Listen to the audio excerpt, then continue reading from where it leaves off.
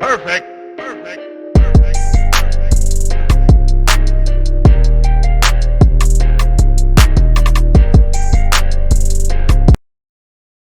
Here with a individual that I respect a whole lot. Ladies and gentlemen, I give you the BerZerKerr. How you feeling today, my man?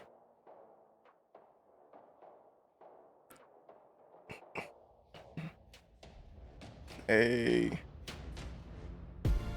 that's what's up. That's what's up. Let me go ahead and greet some of the people in the chat right now. Saki, I love the layout. Thank you. Thank you. Now, I made this layout a couple of months ago. With the full anticipation of bringing Le Experience back. So this is the first time anybody has seen this particular layout. First time. Crafty Gemini, I see you. Welcome on in. We got OG Shinobi in the house. Hey, so we have the BerZerKerr in the building. Yes, we got Mr. Beige is in the house. He is in the house. I got him here. I got him. Yes, yes. Let me see. I can't hear him. Oh, they can't hear you. Hold on just a second. Let's do some let's make sure that we got things on deck. Oh. Okay. Now they can hear you. All right. Hey everybody, what's going on? I'm over here. My It's okay. fault. I'm just talking with my mouth. Hopefully y'all can decipher the words. It's all right. A little bit of a tease of a silent film that we got going on right now. Let's see if you can make out the words that are coming out of his mouth. Let me know if you can hear him, and if you can't, then I will do whatever I got to do to bring this man to life. But you should be able to hear him now. You should be able to. OG, how are you doing today, guy? Good to see you.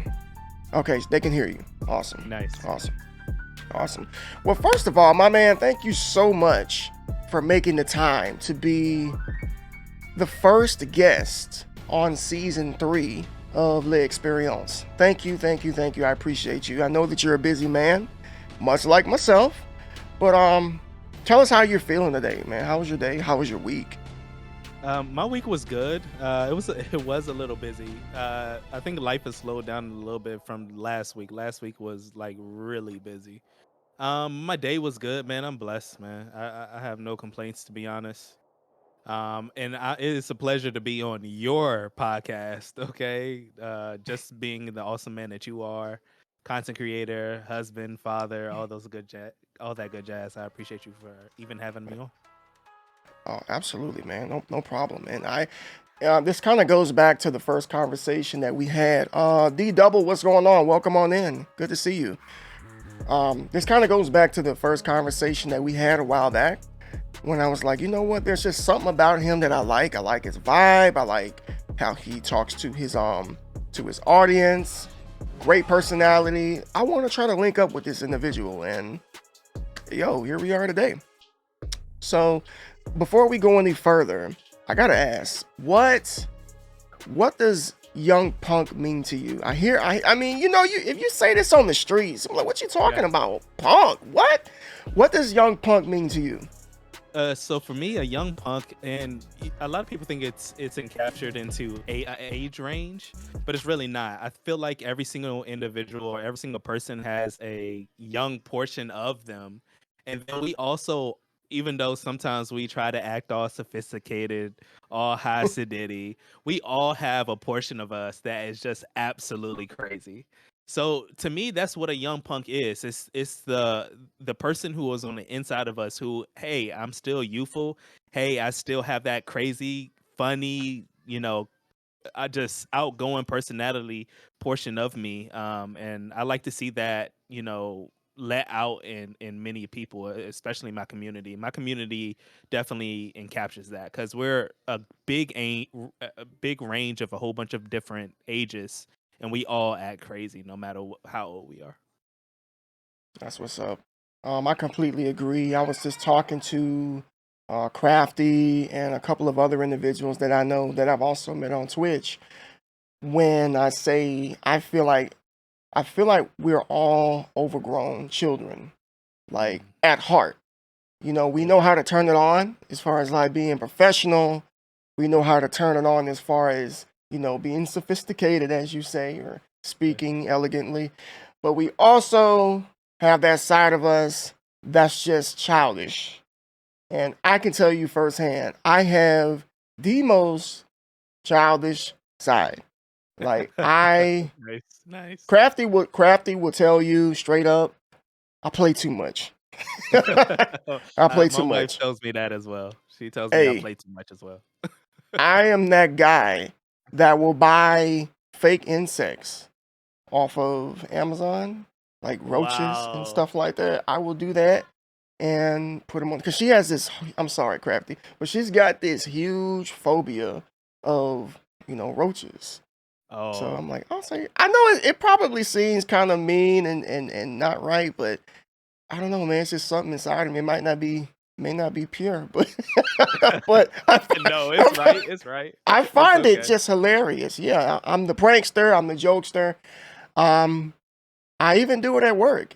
I joke around with my clients. I'm like, "Look, you play too much." I'm like, that's just me. Yeah. Why do we have to be so serious all the time? Nettie I don't Betty, know. see, I'm either a kid or an adult. There's no in between. I I feel feel like you. our society has pointed us towards just being serious all the time. Like it's okay to let your hair down, laugh, like lighten up, man. I met so many people who are just so like their just heads are just in the cloud that they can't really enjoy the life that is around them. The people that are around them, they don't know how to take a laugh. And I think it really points back to maybe our upbringing a little bit. Maybe I'm thinking. What do you think? Yeah, I believe so. So my upbringing, I have memories Mm. of not my dad, not my stepfather, but my mom. My mom would wrestle us, me and my siblings. Like I get a lot of my ways from my mother. And she would wrestle with us. She would take our hands and she would like crack our knuckles, like for no reason. We could just be chilling. She'd just come here. Do the same with our feet, just freaking traumatic. And then laugh about it too.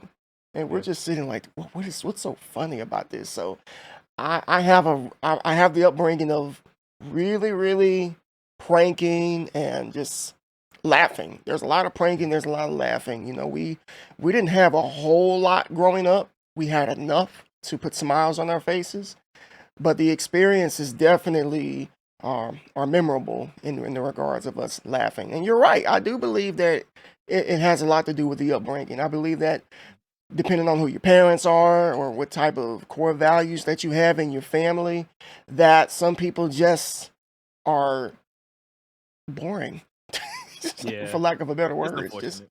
Yeah. yeah. Maybe they haven't experienced enough of life. I agree with the same thing. My mom is a prankster, okay? My mom has locked me outside in the snow with just Oh, pajamas no, on and did not let me in the no. house for like 5 minutes. My mom has chased us around the house with pans, all types of things. So, and my older sister, What? yes, my older sister and my little sister, we always are just pranking. To this day, I will call them and just say the most outrageous stuff. But that's just who we are, and we love it. I definitely can tell, especially watching your channel. So I'm gonna bring up yesterday's conversation. Okay, And we got okay, and we got and we got Hawk out in here too. Oh gosh. yes, So we yes. got we got the perfect. Hawkout got toasted by Nettie. By the way, I just wanna put that out there. Yeah. Nettie Yeah. was a very good defense lawyer. I walked in on your stream yesterday, and some of the first things I heard come out of your mouth and in the chat was this conversation about toes. Oh, oh, Jesus. Yeah, yeah, the conversation about feet. So, Yes. I was just waiting on somebody to just say, who dips toes in barbecue sauce and who just goes to town. But Hawk, bro, I mean, if you get down like that, I mean, Yeah, no, hey, no judgment. Hawk, let us all know, man. I I mean, mean, you sucking chocolate covered toes? Let us know. ooh, putting strawberries on them toes, bro. Hey, what was it was Don't Be a Menace to South Central when what's his name? He put the hot sauce out on the hairy toes and put it on the Yes. toe. Oh, That movie is hilarious. Yeah. oh my gosh. Yes. Yeah, yeah, I remember that. Like it was yesterday.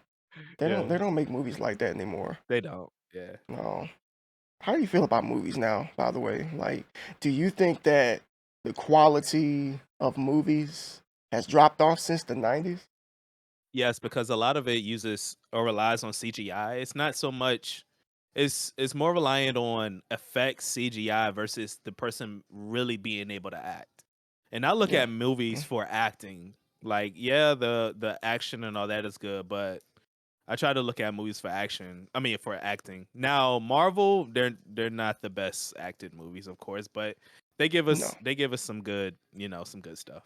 I feel like that's who's taking over the whole movie, acting scene. Oh well, oh yeah. Everything's like superhero this, superhero that. I personally feel like I don't know. A couple of years ago, I was talking to somebody, and they kind of agreed with me when I said, "Have we really reached this point in society that have we really done everything that there is to do as far Mhm. as like entertainment? Because it seems like we're kind of going backwards with a whole lot of different things. It seems like we're going backwards with movies. We're seeing remasters, we're seeing remakes, we're seeing redos, we're seeing the comeback of different hairstyles that came out in the early 90s. I mean, I went to my son's orientation today and I saw some high school girls with some TLC shirts on. I'm like, man, half you girls weren't even born when TLC was out. What you know about TLC? Yeah. So I just like, man, have we really done all that there is to do? Does that Because, scare you? no, not really. I just feel like because I was born in the 80s, raised in the 90s. Personally, I feel like the 90s was the best time period for everything. I feel the same. Movies, cartoons, music, you name it. 2000s, early 2000s was it was okay. But when we started getting a little bit closer to like 2010, and like, yeah, stuff starting to get watered down. We're on like the 12th Halloween movie. Michael's not gonna die. I mean, I'm just I'm just saying, I mean, come Yeah. on, man. Give us something that we've never seen before. I think it I think in a society where we should always be progressing, like it does kind of freak me out that people don't really have bright ideas anymore. Um, but hopefully it does get better because I can't tell you, even though we had COVID and stuff like that, I can't tell you many movies that I have watched and just said, "Oh my gosh, this is just great. It's a classic. It's a timeless classic." We don't really say those type of words about movies that are made nowadays. No, no, there's very few movies that I can honestly say, oh, I want to see that again. I Let me see. The last movie that I think I watched more than once recently was what was the name? What was the Marvel movie with the Asian guy? You remember? Shang-Chi? Was Shang-Chi? that it? Shang-Chi, I Yeah, believe. something like that, I maybe. believe it was Shang-Chi. Yeah, Now that I really liked that. that movie was And I good.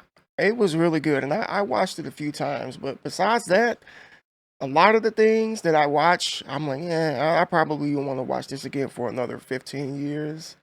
And I kind of feel the same way about the video games these days. I mean, it's all about graphics. Nothing really captive. I mean, there's some good games out there, but not necessarily on the level of the stuff that came out like the 90s, just Yeah, in my opinion. yeah. I feel like every society, I mean, even like back to maybe our parents, I feel like every society repeats things over and over again because like growing up, you hear, yeah, oh yeah, well, I was wearing that when I was your age. Watch, this is gonna come back around, come back around, come back around. So I don't know. Maybe it's kids are looking at things from an inspiration standpoint when they look at things that we used to do back in the day. So, but hopefully they continue to or are allowed to have bright ideas. That way they can continue to innovate, in certain spaces that are needed, especially when it comes to creativity and content and stuff like that. I believe that. I do. I believe that there's nothing new under the sun. I believe that a lot of the things in which we see now may have already been done at some Mhm. point. We don't really have any way of proving that it wasn't, but it's kind of maybe everything's just kind of coming back full circle, and we're like, I think that we're living in a very special time period. You know what I'm saying? Like we're seeing like a lot of like transition. We're seeing like a lot of changes. We're seeing like a lot of different things in which we've never seen before. Mhm. And I'm just like, sitting back here like, okay, wow, this is different. Yeah. We weren't Yeah. thinking like this 20 years ago, but now we are. Now that's a Yeah. whole nother that's a whole nother subject. What's up, Krista? Good to see you. Yeah, Christy. So let's give some context as far as who we are, because some of you are from Hawks community. You may have seen my name around in certified streams or in discords or maybe even on his chat, but you've never seen me before visually. Mm. I'm gonna go ahead and let you go first, BerZerKerr. Okay. Tell us a little bit about who you are and your content. Okay. I am BerZerKerr. I am a husband. I'm a dad. Uh, Also a content creator, business owner. Honestly, man, I'm just a guy that likes to have fun. I am the leader of the Young Punks. It can also get very, very beige in my stream as well at times. Um, but I'm just a leader of a group of friends of mine that are awesome, amazing people, amazing streamers. We've cultivated this relationship that is, I really feel like I have one of the best communities on Twitch. One that doesn't have drama, one that's just about a good time. Even more than that, the Young Punks were a lifestyle brand. Eventually, will be a lot of other things, but that's who I am. I'm proud of it, and I love who I am, the Berserker. That's what's up. That's what's up. I think the best part about all of that is, you mentioned you have a really loving, supportive, fun community, and Yeah. not a lot of people can say that. I can Nope. vouch. You guys get rowdy, but you also are really, really tight, and maybe that has a little bit to do with the fact that some of these individuals you've known in real life, Yeah. personally. Like I think you Yeah. said you and Hawk have been friends for what 20 plus 20 plus years. years. Yep. That's my best friend. Him and Double O are my best bros. Known them for 20 plus years. Avion Don, I've known him since fifth grade. Wow. Nettie Betty, I've known her for about going on about 3 years now. So all of these people are people I communicate with every single day. Um, like I tell a lot of people, I don't have the opportunity to get on Twitch and be something that I'm not. Like, a lot of people can do. These people know me, and I feel like that has been an integral portion of my success because I founded my community on people that I actually know and I can, touch, pick up the phone, call, have a conversation with. That's rare. Like most of us can't say that. Like I'm pretty sure like the mass majority of people on Twitch cannot say that. Like, hey, I know I can rally up some people that I went to elementary school with, middle school with, high school with. Yo, let's just get together on this platform called Twitch and let's just do it all together. Because the fact is, I can tell somebody that I'm a streamer, I can tell somebody that I'm a content creator, but they won't necessarily understand the context of it. And they think that you just sit up and play video games all day. I'm like, the last thing I do is play freaking video games. I mean, I'll Yeah. play, but the interaction, the building of connections is what I'm more so interested in. And I wish that people would understand that. So it's a blessing, like for you to be able to do something like that and then establish yourself here with real people, Yep. all while meeting brand new people too. Yep. That's And they're just amazing. as important as well. Right, right. And for those of you who don't know who I am, I'm transitioning. I'm What's Initial your new D. name? Yes, there we For go. the next week or so, I'm Initial D. But some of you may know, some of you may not know, I'm going through a transition of rebranding to the name D Muscle. D Muscle is my real life nickname. It's basically the name in which all of my clients call me with my business. Everyone who knows me. It's just a name that has been attached to me for about 13 years now. So the reason that I'm changing it is because I identify with that a lot more. Initial D is something that it was kind of a spur of the moment type of decision. I didn't want to come on Twitch with something bland and something dry, so I was watching an anime by the name of Initial D. I tackled another L on the end of it, pronounce it initial. Then we put D, for obvious reasons, because my first initial starts with a D. So nothing really profound. But we can all just go ahead and start calling me D Muscle because that's what I'm going to be going by. So you're going to see that all over the place, YouTube, Twitch, Discord. So if you see D Muscle, it's me. Nobody stole my pictures. Nobody stole my content. It's just me. Much like yourself. Go ahead. Somebody gonna ban your account out of it. Oh yeah, watch. Just watch. Somebody's gonna ban my initial. Somebody's under your name with the name. Yeah. Much like you, I'm a business owner, father of 3, husband, just a guy that likes to have fun. And I do like to have deep conversations with people, which sometimes I can find to be a little challenging because we live in a very shallow society that, depending on what you say, it could be a very, very tricky situation. Some people fragile. So there's a small circle of people that I like to talk to about anything. So that's what I'm more so about. And that's how I make my connections. My community here, we're built on basically building up people.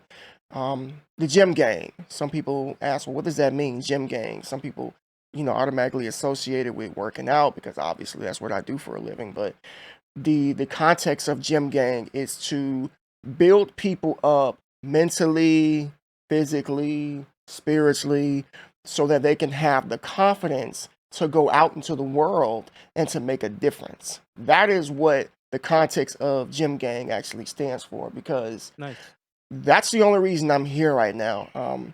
Not the type of person that is trying to just make it big and break out and just do this full time. Hats off to you out there who do that. But honestly, I'm here to make connections and to see who I can help, in any way possible. And that's it. And if I can make a couple of people laugh along the way, that's great. And that's what I'm all about, my guy. Nice. Let's see here. Who do we have in the chat? Sticky. What's going on, Sticky? Welcome on in. First time chatter. Let me see. Seen some of your posts on Twitter. Thought I would pop in and say hi. Well, we are so happy to have you here. Me and the BerZerKerr here. This is the first episode of Le Experience Season 3. So you really, really picked a great time to come on in. BerZerKerr. So stream schedule. Before we move on. Sure. We move on. What were your feelings when you first got on this platform and you were about to press stream now? Like what was going through your mind? Were you nervous? What were you thinking? Okay, that's a great question. So the first time I hit go live, I didn't have this, so you didn't see this. I had a $25 Turtle Beach headset, so there was no camera, and I was just talking to nobody, pretty much. I didn't know anything about the platform. I didn't know how it worked. Didn't know that networking was required. I just thought people would find me, and then, boom. I've been watching Twitch since it was Justin TV, like ages ago. So the first time I hit go live, it was really was nothing. Now, when we introduced visuals, that was a different story. I wouldn't say I was nervous, but it was more so, okay, what do I do? What do I talk about? And that really wasn't too hard in the beginning because, much like a lot of you, when you start out streaming, there's not really a lot of people there. So it's just you and the game. So it was just me focusing on, I believe it was Final Fantasy VII at the time that I was playing. But as time went on, the feeling of some minor anxiety started kicking in. And truth be told, I still kind of get it a little bit to this day. Like, not to the point of, oh my gosh, I'm afraid to go live. No, it's, you kind of get those little butterflies in your stomach because, because you're essentially putting yourself in front of the world on a platform. And we don't know who the heck's going to come in here. We don't know what's going to be said. I mean, especially since we some people have experienced some pretty bad stuff here on Twitch. So we never know what to what to be ready for or what not to be ready for. So, but to answer your question, when I first hit go live, I was okay. I was all Okay. right. Okay. Yeah. Yeah, I have no regrets. None. So do you have a stream schedule? Yeah, so I stream Thursday through Saturday, Hmm. 9:30 p.m. Eastern Standard Time. I usually go to about 12 a.m. 12 a.m. to 1 a.m. This depends. I'm not, listen, okay, I'm probably never going to be this, all right? I am not a long streamer. I cannot stream for like 6, 7 hours. I cannot. I personally cannot do it.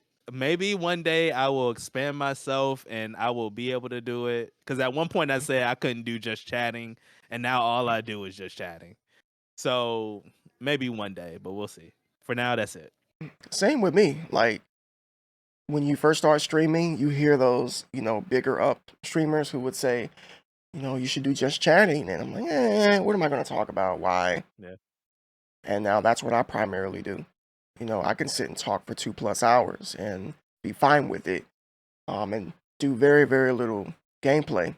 But as far as like the duration of time that you stream, I typically go for about 3 hours. I remember when I first started, Crafty will tell you, I used to stop. We used to cut it off at an hour. Like 1 hour would come. Okay. I told you we didn't know what we were doing. We were like, well, that's gonna be it for the day. We may be back tomorrow, and then that was it. Because we were like tired from talking, and Yeah. we just thought that was it. Flash So wait, forward. you guys were doing it together? No, Okay. she has always had a separate account. Gotcha. Okay. Like we've never did the whole merging thing. Yeah. We're just too much different. We're too different. She is who she is. I am who I am, and Yeah. we felt it would be better that she would have her own platform. While I had mine as well.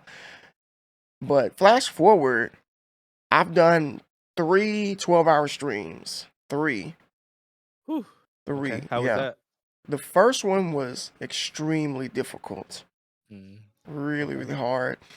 The second one was easier, but my throat hurt for like a whole day and a half, truthfully, because the first one versus the second one were different. The second one, I had a lot more people coming in and chatting. I wasn't talking as much on the first one. And then the third one was back in November. That was my birthday stream. And Nice. that was probably the best stream I've had thus far. It was so much fun. We had so many laughs. It was an amazing experience. But I'm not gonna lie. So you just gave everybody your stream schedule. My stream schedule is not that consistent. At one point it used to be like Monday, Wednesday, Friday, 9 a.m., 12 p.m., and 9 a.m. But nowadays I've kind of had to switch things up because of work, and we'll get a little bit into that later. And it's caused me to, just kind of be a little rocky with the consistency. And I've personally learned that since I'm not as consistent with the streams, that my endurance to stream up to 3 hours, I have to actually got to try. Mm, I okay. mean, I actually have to But work a little bit. Like, whoo, like this. I'm looking at the time. Like, man, it's 2.5 hours. Like, man, got 30 minutes to go. I mean, who's to say it has to be like 3 hours? So everybody in chat, I know most of you are streamers. How many hours do you stream? If that, maybe some of you stream for like 30 minutes. I don't know. How many hours does everybody stream? Let's see it. Because I know that. Oh, we got a raid going. Yo, Raiden? Burrows, CER, welcome on in. Thank you so much for the raid. That's a big anime fan right there. She does podcasts as well. She does Nice. podcasts, yeah. Welcome on in, Raiders. Good to see you. For those of you who don't know me, I am Initial D. Almost transitioning to the name D Muscle in a couple of weeks. Variety streamer. You all have just walked into My podcast here, Le Experience, season 3, with my guests here, the BerZerKerr. Hey guys, welcome And Raiders. you all came at the perfect time. We're basically talking about how long we stream, um, endurance when it comes to streaming. So, Raiders, feel free to jump into the conversation. How long do you stream? You stream an hour, 2 hours, 3 hours?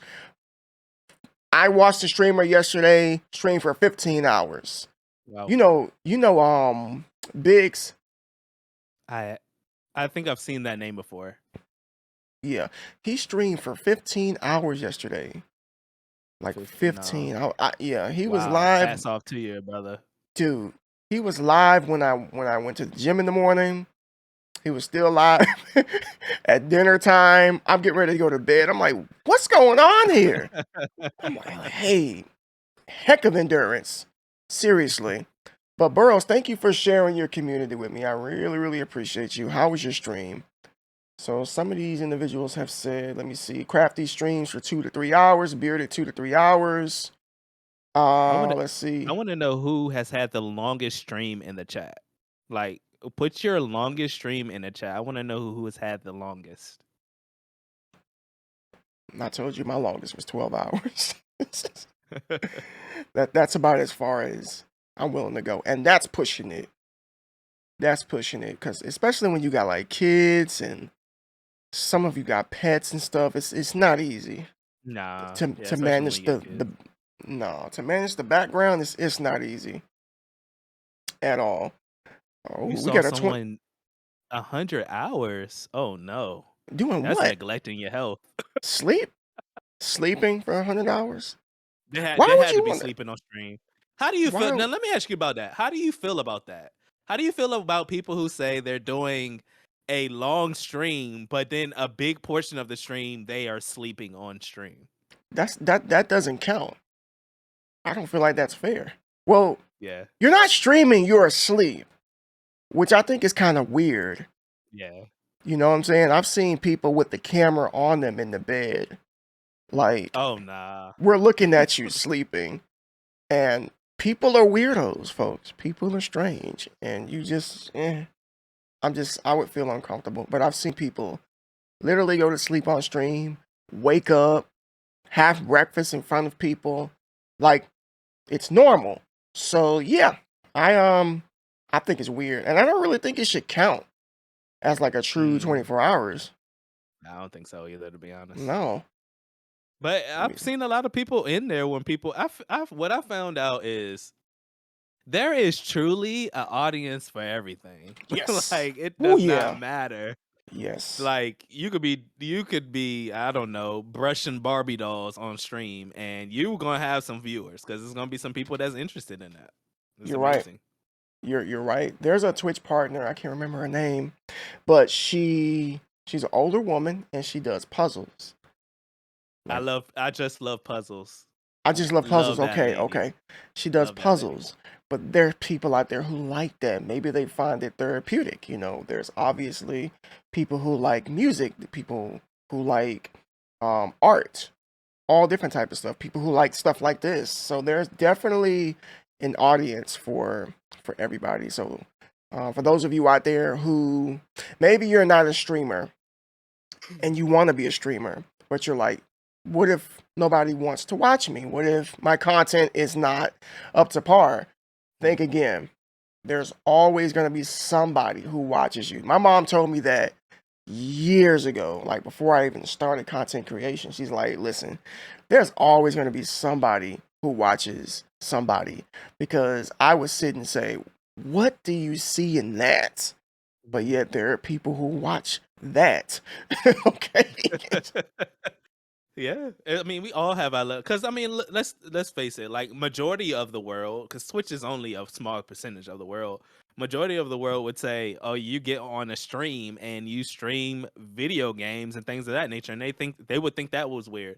But when you tell them that, hey, there's a sector of people who enjoy this that watch, Twitch is $1 billion company, a lot of that blows their mind. So yeah, it's something out there for everybody. And if you have an idea and you just think it's weird, it's probably the best idea, to be honest with you, because it means that you might be doing something much different than what everybody else is doing. So I would say go for it. SB said he's gonna eat 10 bowls of cereal on stream. And they would love it. Watch, he's gonna eat 10 bowls. He's gonna have a 10 bowls of cereal challenge, and that's gonna be the day that he has like 500, 600 people in his chat. He's gonna be like, Yes. "Are you serious? All I had to do was eat 10 bowls of cereal." It just be those times, like, dang, all I had to do was wear a wig or something like that on stream, and Yeah. 100 people will come. I It don't know. happens. I think some people just do that to see. I hate to say it, but some people may do that to see if you're actually gonna be able to do it. Yeah, yeah, Is he true. gonna fail? Is she gonna fail? Is she gonna be able to um be successful with the challenge or whatnot? And but you're right though. People will show up for the I don't want to say unnecessary, but the just the abnormal things in which we don't see every day because a lot of people do the same thing on Twitch. A lot of people play video games. A lot of people do just chatting, but it's rare that you see people on stream eating 10, 15 bowls of cereal Yeah, and chasing very true. chasing it with beer. Saki says, as a person who is weird, I can attest to this. It's nothing I'm but glad facts. I'm telling you. I'm glad you admitted that you're weird. That's all good. It's SB all said, good. "Let me tweet it out." Yeah, we all a little weird. Watch, Oh, every 100%. Yeah, and that's okay. where to? It's That's it's okay. 100% okay. Yeah, I'm fine. I'm good with Yeah, that. I don't want to be like everybody else. If my weird traits make me different, then I'm okay with that. Yeah, Everybody should be okay with that. that's how you. 100%. That's a person. That's a personality trait. Whoever, I don't know who made it to where the term weird was a bad thing. Like, why do we have to associate it with oh that's bad instead Yeah. of hey that's unique. It's a That's lot of different. it's a lot of those stigmas though that put us in a corner. Like, okay, the word nerd, right? Like, Yeah. you know, people would use those type of things. Not that everyone is a nerd or something like that, but you just might be smart. Okay, like well, I was heavy into sports. I'll say that, but maybe you're not heavy into sports and you like watching esports instead, right?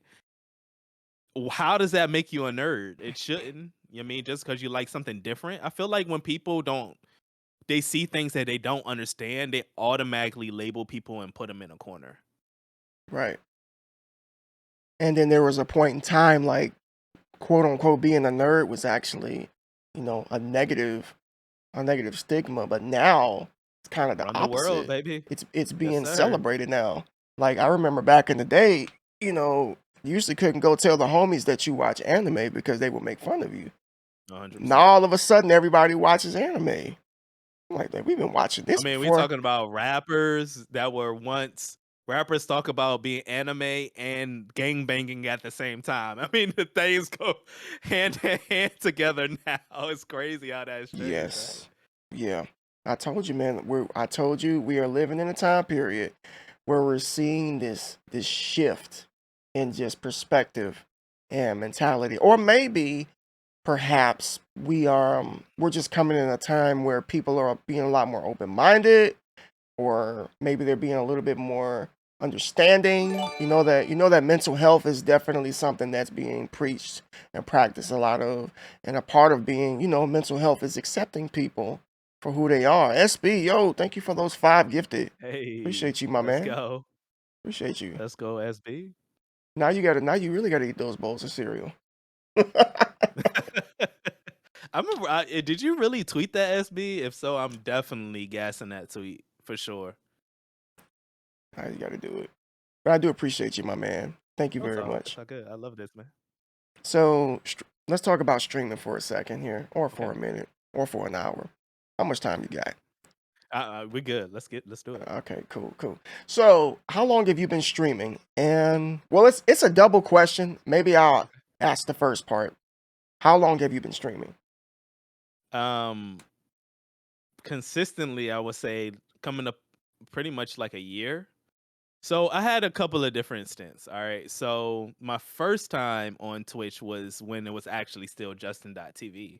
I wish I would have stayed on there because it seems like what time everybody who during that time just blew up. Then I came back when I saw Elite Ebony and some other people, and I took a break, and now I've been back and consistent with it. So about a year now. That's what Cool, I count usually. cool. For me, it's been okay. Well, if you want to go through different time periods, the first time I started streaming was actually on YouTube. That was Nice. like 2018. Okay. When I, no camera, no nothing, and it was very, very sporadic. Just whenever I wanted to go live, and that was just it. Okay. But consistently has been a year and 6 months now. A year and 6 months. I began November of 2020. Crafty Gemini began December.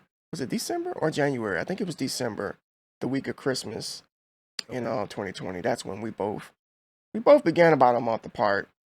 She wasn't too sure about it, but nonetheless, we fell through with it. I guess that's the second part of the question. Did you think that you would still be around? Because a lot of people, statistically, they don't last that long when it comes to streaming. Like a year is that's something to celebrate. Um, if I'm just gonna be honest, I have yeah, I think I had planned to still be around. I knew that I had ideas. I knew that I had a vision for what I really wanted to do, and I didn't know if it was gonna work at first, but it took traction. So I am blessed. It's a blessing to be here. I have seen a lot of people come and go, and if you have to go, that's no shame in that. To be honest, we all have lives. You got to take care of certain stuff, but I am blessed to still be here. I will say that for sure. Yeah, I can remember. I think it was yesterday. No, the day before yesterday. I went live Thursday night, and I had somebody come into the chat who had been rocking with me literally since like not day one, but around the time I became an affiliate, and he still comes around. And then I think about all of the people that started with us that are no longer streaming for various different reasons. Like I'm not going to say names, of course, but I know Yeah. people who have stopped streaming because of divorces. I know people who have stopped streaming because they needed to get a second job or go back to college, or there's even been some who have gotten married and had a child. There's just been so many things that have occurred that have taken people out of the streaming world. And I Mhm. think that maybe you would agree with me that a lot of us came out around the time that when everything was shut down. Yeah, 100%. You know what I'm saying? Everything was shut down. A lot of us were at home, and we already had PS4s at the time, and never hit the share button. And we hit the share button, and bam, here we are on Twitch or YouTube, whatever pathway in which people decided to take. Some of us went YouTube, some of us went to Twitch, Yeah. and like so. That's a good question right there. Why Twitch? Why didn't you go with YouTube? I don't in particularly like YouTube's interface as much as far as when it comes to streaming. I already had a background with Twitch. I knew kind of like the ins and outs of it a little bit more. So I went with something a little bit more familiar. There were other people that already knew, like Elite Ebony. I've known her for a very long time, 20 plus years. So she was already on the platform. So I said, I know about Twitch already. Let me go ahead and stream again.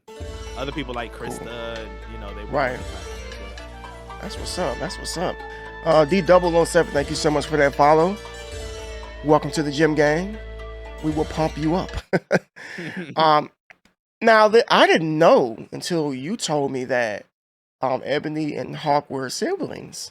Yeah, yeah. I Hawk didn't is the I older didn't know brother, that. and she's the baby sister. Okay, that's what's up. See, you learned something. I didn't know.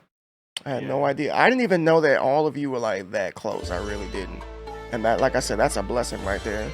it is. Like real talk. Ooh, Papa. Thank you so much for the follow. Appreciate you.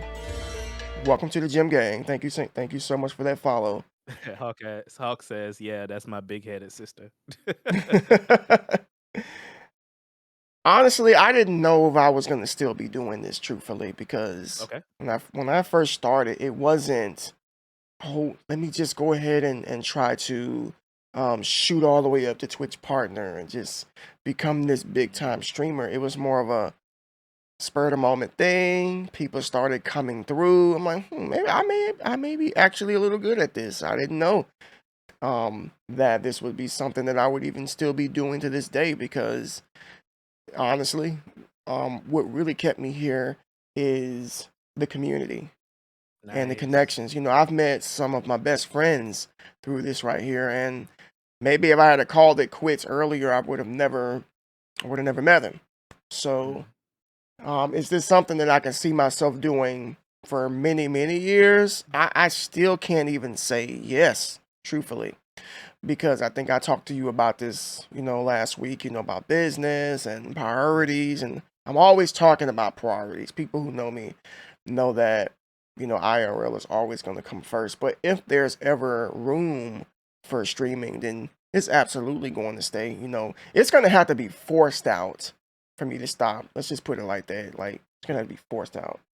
These, I think, I feel the same way. These connections that I made, I mean, these allow, long lasting people, you know, and I think both of us would say we're very careful on the connections that we meet or we make on the platform because we want these people to be around for a while, and when you lock in with good people, man, when you find good people, like it's just a instantaneous lock because it's almost like both of you have been looking for good people for so long on this platform that when you actually find somebody, you just don't want to let them go, you know? Yeah. Yeah. There's a streamer. Well, he doesn't stream currently right now, but um, he admitted he was like, you know what? I don't think that you can make real friends online, and he actually ended up making new friends online. And Nice. I don't want to say he ate his words, but he retracted his statement and said, you know what? You actually can. He's met some really, really good individuals on here. I mean, don't get me wrong, everybody on Twitch is not the same. Everybody's not genuine. Some people have Yeah, some ulterior motives. You just never I know, agree. which is why, my circle is so small and I'm not everywhere. You have those streamers that are in like 50 different channels every single day. That's not me. That's not I'm me not I'm either. not a no, I'm not about first of all, I don't have time to go to Yeah, 50 different channels. I'm like Saki here. One thing that she said that always sticks with me is that her follow um it's more so for quality and not quantity. So I say the same thing. if she follows you, then it's for a reason. In the same way with me, I'm not gonna just follow people just because it's the thing to do, unless you want to burn yourself out. That is. Yeah, and I see a lot of people burning themselves out on Twitter from doing that. Like, listen, man, like, I hope that you aren't just going to people's streams just to get them to come to your stream. Like, you should go to their stream, Mhm. vibe with them, and actually enjoy their content. Like, I tell people all the time, like, I'm gonna come to your stream if I enjoy your content. I don't watch TV shows that I don't like. I don't eat food that I don't like. Like, I'm not just gonna be on Twitch doing stuff that I know that's not my vibe or I don't like just because I want you to come and view. Bump the view, be in my chat because you genuinely like my content. We both bang with each other. We like the vibe, and that's it. I'm about to go in now, man. I'm Go about ahead, to bro. go. I'm about to go in. Okay. So Yeah. there are people out here who will completely disagree with what you said. Okay. Like there are some partners out there that I know, and some of you probably know too. And I literally heard them say, who cares if you don't like the content? Oh nah. Sit there and, support them anyway. And I'm like, what? So what Nah. is there to support? So why should I have to? Why do I have to suffer for Yeah. in my opinion, horrible content? Like I'm not about to watch a bad movie or a bad No. television show just for the sake of supporting the director. Whoop de doo! Like somebody's gonna like it, but not me. Yeah. But there are some people out there who will say just because you don't like the content doesn't mean you can't support them. I'm like, I have to be able to like the Enjoy content the for me content. to support them. I I'm don't not I don't wasting my think it's time. I don't think it's real support for me to just, okay, I know you. We talk in a couple of chats. I'm just gonna leave a tab up for you, but I'm never looking at your tab. I'm never coming in to see what you're talking about. I'm not doing it. I'm not having any engagement with you at all.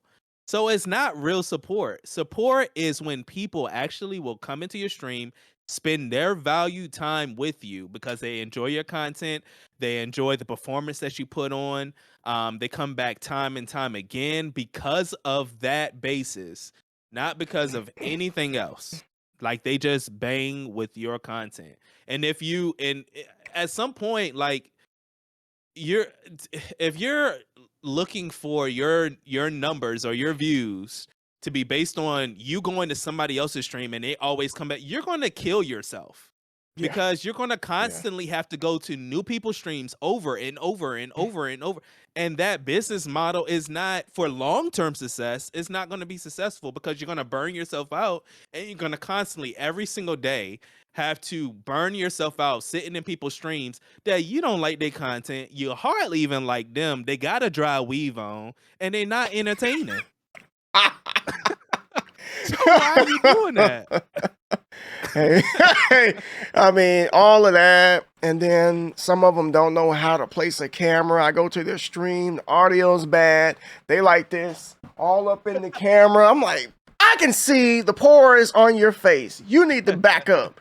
I'm not gonna sit here and watch this. That's this torture. That's torture. Now But you're right.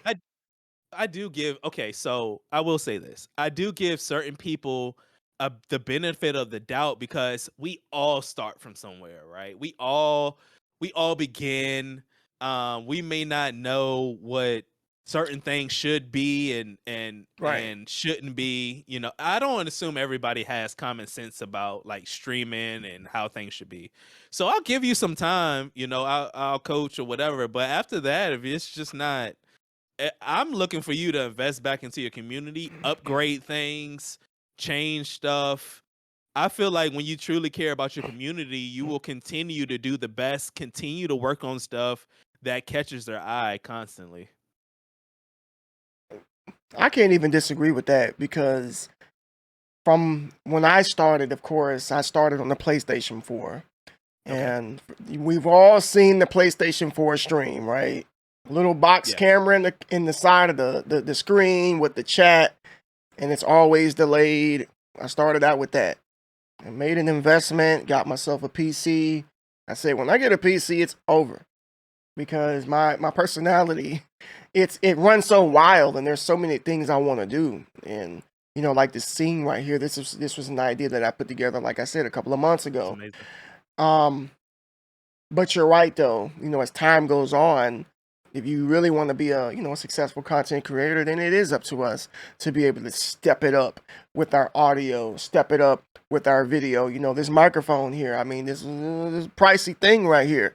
I got this back around October of last year. But again, I started with a Turtle Beach microphone and we worked our way up the mountain until I picked this up. Same with the audio, with the video here. But you're right though, everyone doesn't know right off the top. And yeah, there is a grace period. I'm not saying that it's all about the audio and the video, but Yeah. come on, man, this is Twitch. There's millions of content creators here that are like pumping out nice quality mirrorless camera, DSLR camera. I ain't got no DSLR. What kind of camera are you rocking with right now? I have this face cam. Canon. But I'm rocking with a Canon T7i, but I'll a be lot of back. people don't know. Like people think you can do a lot with a webcam. Like you can make a webcam look real good. You just can. Oh yeah, If you know what you're doing, for sure. you're right. You're right. Absolutely, absolutely. But I'm still looking to step it up. I Yeah. got my eyes on this Sony ZV-1 that is just so crispy. But I told Crafty, I said, if I get that camera, it's not just gonna be for streaming, but it's also gonna be for like vlogging, because I'm into that as well, IRL stuff, which is, all of you are gonna see a whole lot more of that once we rebrand. It's not gonna just be exclusive stuff like this. We're gonna keep this, but it's gonna be a lot of stuff in which people have never seen, a side of me that people have never seen, which is me, just trying to spice things up and provide content that's fresh and new. And even me, like I know a lot of people like my camera and stuff, but I'm literally about to buy a new camera next week. I'm gonna get a Blackmagic Pocket 4K next week, man. And I just feel like I never want to get in a position where I feel like, okay, I made it. I'm not doing nothing else. You know what I mean? Like, no, I want to constantly just keep building, keep changing stuff. I want everything to be fresh. Because a lot of people, like especially the higher streamers on our platform, like I don't feel they've gotten to a point where they don't necessarily have to change anything. But I feel like if you have 26, 27,000 people watching you, like I feel like it's a little bit more entertaining. If I'm just being honest, a lot of the higher content creators on our platform, they're not entertaining. But they've been on the He's right. platform for a very long time that it's almost like a stock, right? You get in at the perfect time, it blows up, and you just got in at the right time, and you made some money. Yeah, yeah, I agree. I Credit to them. I don't watch a lot of big streamers. I mean, I peeped in on some, like Pokimane, for instance. I've been to Yeah. some of her streams, and of course, she pays absolutely no attention to the chat. I mean, at her, she can't. Yeah, she Think can't. about It's it. I mean, she impossible. And really we just can't. being real. Yeah. 20,000 people. All she That all chat is she can moving. do is just sit there and look pretty, man. That's all she can do. But they Yeah. they show up, and it is what it is. It's nothing Yeah. special, not an elite realm of gameplay. But you're right. Some people just get in at the right time. The same could be with YouTube too. There's a lot of Yeah. small streamers, I'll say, who are 10 times as talented and have a lot to offer, but struggle with viewership. They struggle with getting notoriety. And sometimes they end up just hanging it up. Like, what's the point? I'm spending all of this money on this equipment. I'm sitting here and nobody's here. Um, that's a good opener right there. Like, was there ever a point in time that you streamed and then nobody was there? How did you get past the dry season, I'll say, of live streaming? My community. Let me tell you something, man. I'm not. So I don't have. A lot of people have the gift of talking to themselves in chat. That's not me. If nobody's in there, I do not have the ability to talk to myself. So it's going to be a dry session. Like I said, I was more fortunate. I had people like Hawk, Elite. Through Elite, I met amazing streamers like Queen Shar, Lightweight, Dr. Suleiman, different people like that. And then over time, more people came on. Like I already knew Krista, Nettie, my boy Hybrid, who I used to work with, and they all streamers. I mean, these people are my family. Like they're not just my friends. I care about these people. I will check on these people, and they were always in my stream, so they carried me through. They really did. That's what's up.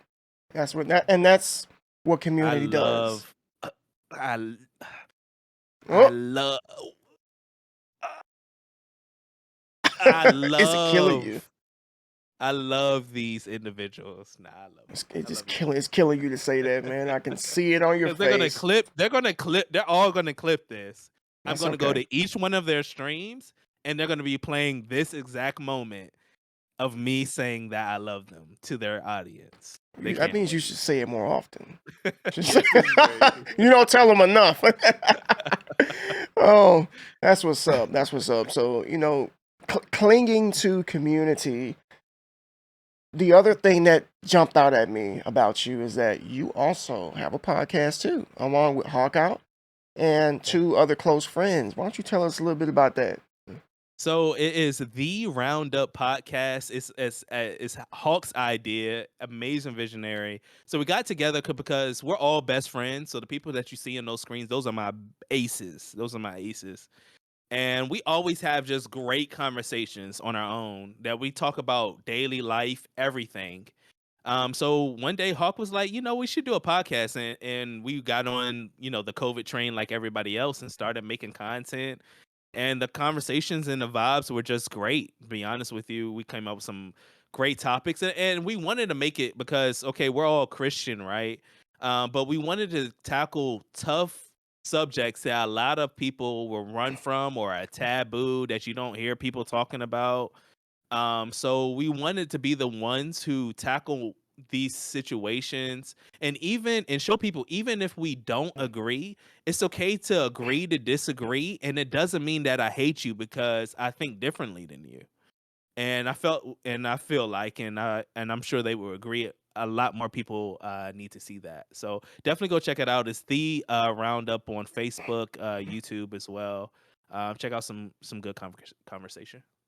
That's what's up. See, okay, you said a mouthful as far as talking about things and not necessarily seeing eye to Talking about eye on the subject, but being able to agree to disagree, which is definitely something that we do not see anymore. no, not at all. People, oh my gosh. So it's like if you don't agree with me, off with your head. If you Yeah, don't agree that's with me, you're X, Y, and Z, slander of the character just because we don't see eye to eye, just because I don't agree with you, which is exactly why my circle is so tight. And there's gotcha. just certain things I'm not going to talk about with certain people, but I'm glad that you all have that type of friendship where you can Yeah, be open. And even if it gets a little heated, there's still that mutual respect in which most of us I'll really be need to back. practice. Most of society needs to practice. So that's amazing. Y'all be sure to check out his podcast. And the other thing that you said was, you said you all are Christians, and that's what's up too. Yeah, Because so am I. yeah. And I also wanted to verbally tell you, congratulations on being ordained as a I deacon. My man appreciate is it. a freaking I'm deacon. Deacon Beige now. Deacon That's Beige, where. man, y'all better show up and in that holy water, like real talk, when you show up on stream, right? Nah, But that's a beautiful it's thing. honor. Yeah, it's an honor. I feel like it's something I've been called to do for a very long time. Like I'm not big on titles. I'm not big on those type of things. But I feel like when you do or when it's time that you are going to step into a certain title, that's one that you should have been doing all this time. You just don't get a title and then all of a sudden you're gonna see angels in the fifth heaven, and now you have superpowers to Yeah. take your jacket and go like this and slaying everyone out in the crowd. That doesn't happen. But you Put your should hand on always their head and already they're be, healed. yes, yes, and it should just be who you are. What you do. Right. Yeah, I think each and every one of us has a calling. But I don't think that a lot of us walk in that calling. You know what I'm I saying? agree. Like, the word says that, many are called, but few, actually answer. But we get so wrapped up in IRL, we get so wrapped up with our careers. I think it's very admirable that you answered the call, and that's what's up, man. I ain't gonna lie to you. I mean, I ran for a very long time. I did. People would say certain things to me, and I'm like, "Look, man, look, listen, okay, I don't." But one day, and I think Twitch was another awakening for me. Like, I really found out, and I knew this majority of my life, but how sometimes people could say all the right things to you.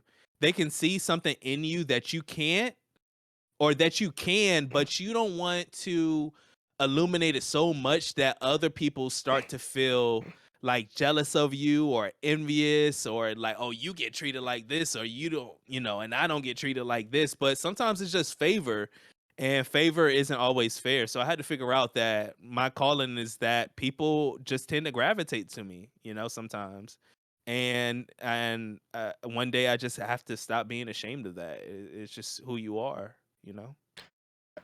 I can honestly say I can resonate with that because people tend to come to me, for a whole lot of different reasons as well. Like my inboxes on just about every social media platform, whether it be Instagram, whether it be Discord, whether it be Twitter, even here on Twitch, whispers, or if a person Mhm. has my number, they'll text me. Like I can't count how many times I've sat and I've talked to people about really, really deep subjects that they entrust me with. And to this day, I think that's one of my gifts right there, is the gift of being able to listen and counsel, because that's also something. I don't want to say I ran away from that, but I don't think I've exercised it to the degree in which it needs to be exercised. You know what I'm saying? Like, I Yeah. still, I'm still trying to, fall into that sense of being obedient and giving more of myself in service, because a lot of people like to harp on the subject of what is the purpose of life. Now, I can't sit here and tell everybody what their purpose is. I can't say what BerZerKerr's purpose is. I can't say what Guru Dude or Joey or SB's purpose is. But one thing I can say, and all of you may agree, is that your purpose is something that is going to involve serving other people in one way, shape, or form. Because if you think that your purpose is to exalt you, only you, you're wrong. 100%. That's not purpose. That's your flesh. That's your mind. That's not why you were put here. We all were put here to exercise service to some degree at some Yeah. point. I totally agree with that. I feel like the higher you are, the more service you go, you know. But unfortunately, a lot of people don't see it that way. You know, the higher they go up, it just the worse they get, you know. And so, I think those things, even seeing those things, can deter people from wanting to go to that next level that they didn't know really know that they're called to, or they should go, because they see how many other people turn out. And I have a great examples in my life. Like my older sister, she runs a very successful business. Like I'm talking about hanging with like people like Jay Leno, Whoopi Goldberg, stuff like that. So she's been very successful. But I've gotten a very close up seat to see how, though you may have this success, the millions, whatever, um, it doesn't always mean that you have to change. And I watch how she serves her people, serves the people who, who work for her and things of that nature as well. And when you have those good examples, it'll help you to continue to remain grounded, all the time. Absolutely, absolutely. That's right. Keeping the right people around you to hold you accountable and to ensure that you actually do walk in your calling. I love that. All right, we're gonna dive into the subject of streamer Twitter. Okay. Streamer Yeah. This is Twitter. very interesting. Yes, it is. Funny enough, a couple of hours ago, I was reading some tweets and I saw some drama going on with, some people, some of them, with the check mark, some of them without the check mark. And I'm like, why? Like, where does this, who makes this stuff up? If you have conversations in private, why do we see so many screenshots in In public? public. You know what I'm Yeah. saying? That's why I always watch what I say. Not that Hmm. I say anything that's suspicious in private, because I'm a very big person when it comes to integrity. I feel Yeah. like what you say behind closed doors is actually more valuable than what you say in front of other people. We see people all the time who will put on a front, but then when they get in front of people, it's like, wow, you're not the same person as you were, in the inbox, in the DM. There's so much drama and so many pointless tweets. Sometimes I think it's all to spark engagement. I don't know, man. How do you feel about streaming Twitter? Sometimes the things that are talked about and what people are arguing about, it makes you think that, because you're looking at the subject and you're just saying, I'm sorry, this is so stupid what they're arguing about.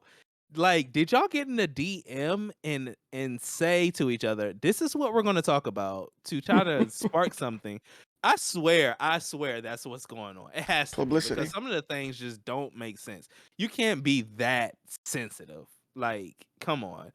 You're gonna argue with me because I like the color red and you like the color green, and now it's a whole debate about it. Like, I don't know. Some of it just I don't understand it, to be honest. Some of it is like gearing towards how a person should run their channel. Yeah. You should run your channel like this. You should run your channel like that. There are some individuals out there, and some of especially USB. You definitely should know that basically base their content off of starting drama and starting Yeah. wildfires and trying to infiltrate communities to pick them apart to see what it is they're doing and then plaster it and present it as content starting drama on Twitter. Now Yeah. I don't like drama. I don't have I don't time. either. I can't, and I don't really have a lot of patience, to be honest with you, to deal with No. that type of stuff. So, in order to avoid it, I don't comment on it. I don't share it. I see it, and it's like, ugh, here we go again with with just nonsense that I just don't feel is gonna contribute anything to my mental health or the community or whatnot. I think when I see dramatic people, I tend to just I just cut you off. Like, cause I don't I just don't have time. I don't want that in my community. I don't want the people in my community to be around that type of stuff. Um, I will literally I will make a decision to leave. You know what I mean? I just will because like we're on Twitch to have a good time, man. I don't understand. And a lot of people will say, "Well, I hate being in drama. I hate," but they're always in the drama. So Right? you can't hate it because you're always in it. You're always at the center of it. So it ain't a matter that you don't love drama. You know, you love drama. You're just in a denial of it. It's okay. You know, I just me personally, I just can't take it, man. And the vibe that we got over here, man, we just stay away from that stuff, man. Some It's people live toxic. for drama. Some people live. Hey, what did we just say about 30 minutes ago? There's an audience for everything. There is. There's an audience for People, toxicity. yeah. People like toxic content. Like seriously, toxic content that Yeah. exists. That exists. That's a real thing. And there are Yeah. people who they just like Michael Jackson in the theater with the popcorn. Like, oh, I'm just here for the comments. I'm here to see the drama. Like, nah, man. It's real. I I mean, look at the TV shows. Maury, you know, Maury, Jerry Springer. You got the Real Housewives. You know that all these shows that shouldn't really result in drama, but it just is. It's entertainment. I get it. I mean, I get it. you know what? I was thinking about this because I haven't watched Maury in ages. Like I think I Okay. was like maybe in high school when I watched Maury. And around that time period, being a teenager, you're not thinking clearly. You don't really have a good grasp on life. Now I'm an adult. I look back on Maury, especially those episodes. The most famous episodes are the lie detector episodes, Yes. of course. And I'm just sitting here like I'm looking at it like it well into my 30s. Like this is terrible. This is terrible. You got like 5 men on Maury right now. It's terrible, This is man. the dad. And then he's not the No, father. He's this not the is the father. dad.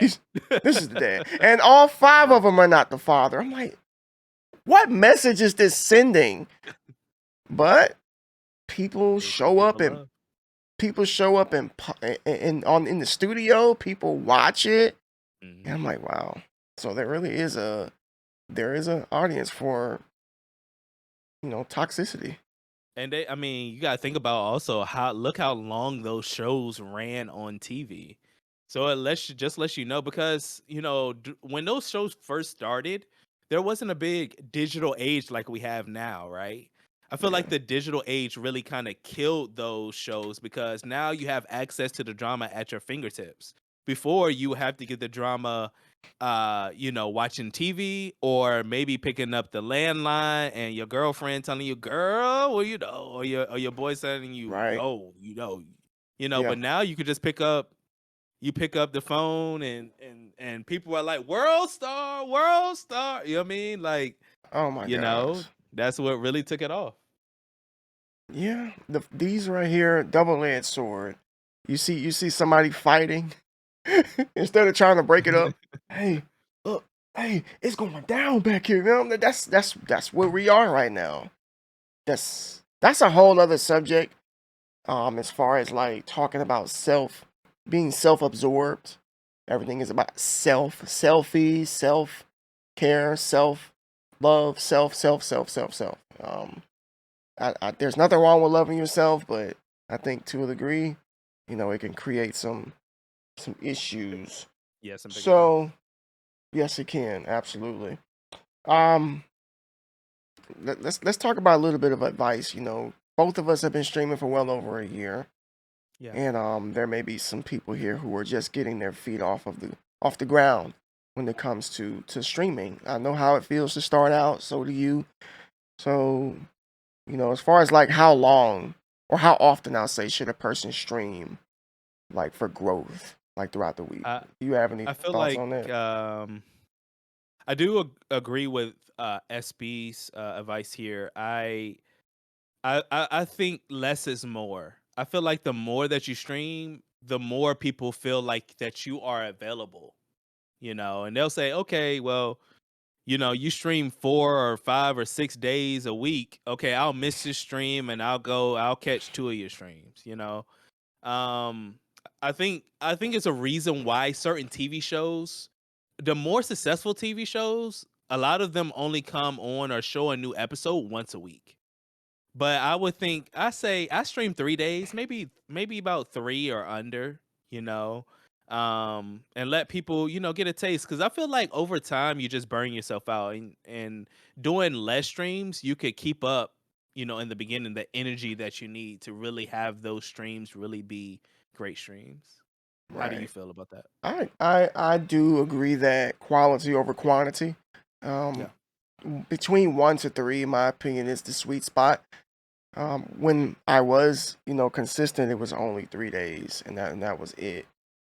Nowadays, it's maybe about 2 days, and I do agree that when let's just say you do stream 5 or 6 days a week, it does give people a reason to miss out on your stream. Like, oh, I watched Mhm. BerZerKerr Monday. He's live on Tuesday, and I don't have to watch him because unless I truly want to watch, because I watched him on Monday. I have done that personally when it comes to people who stream like every day.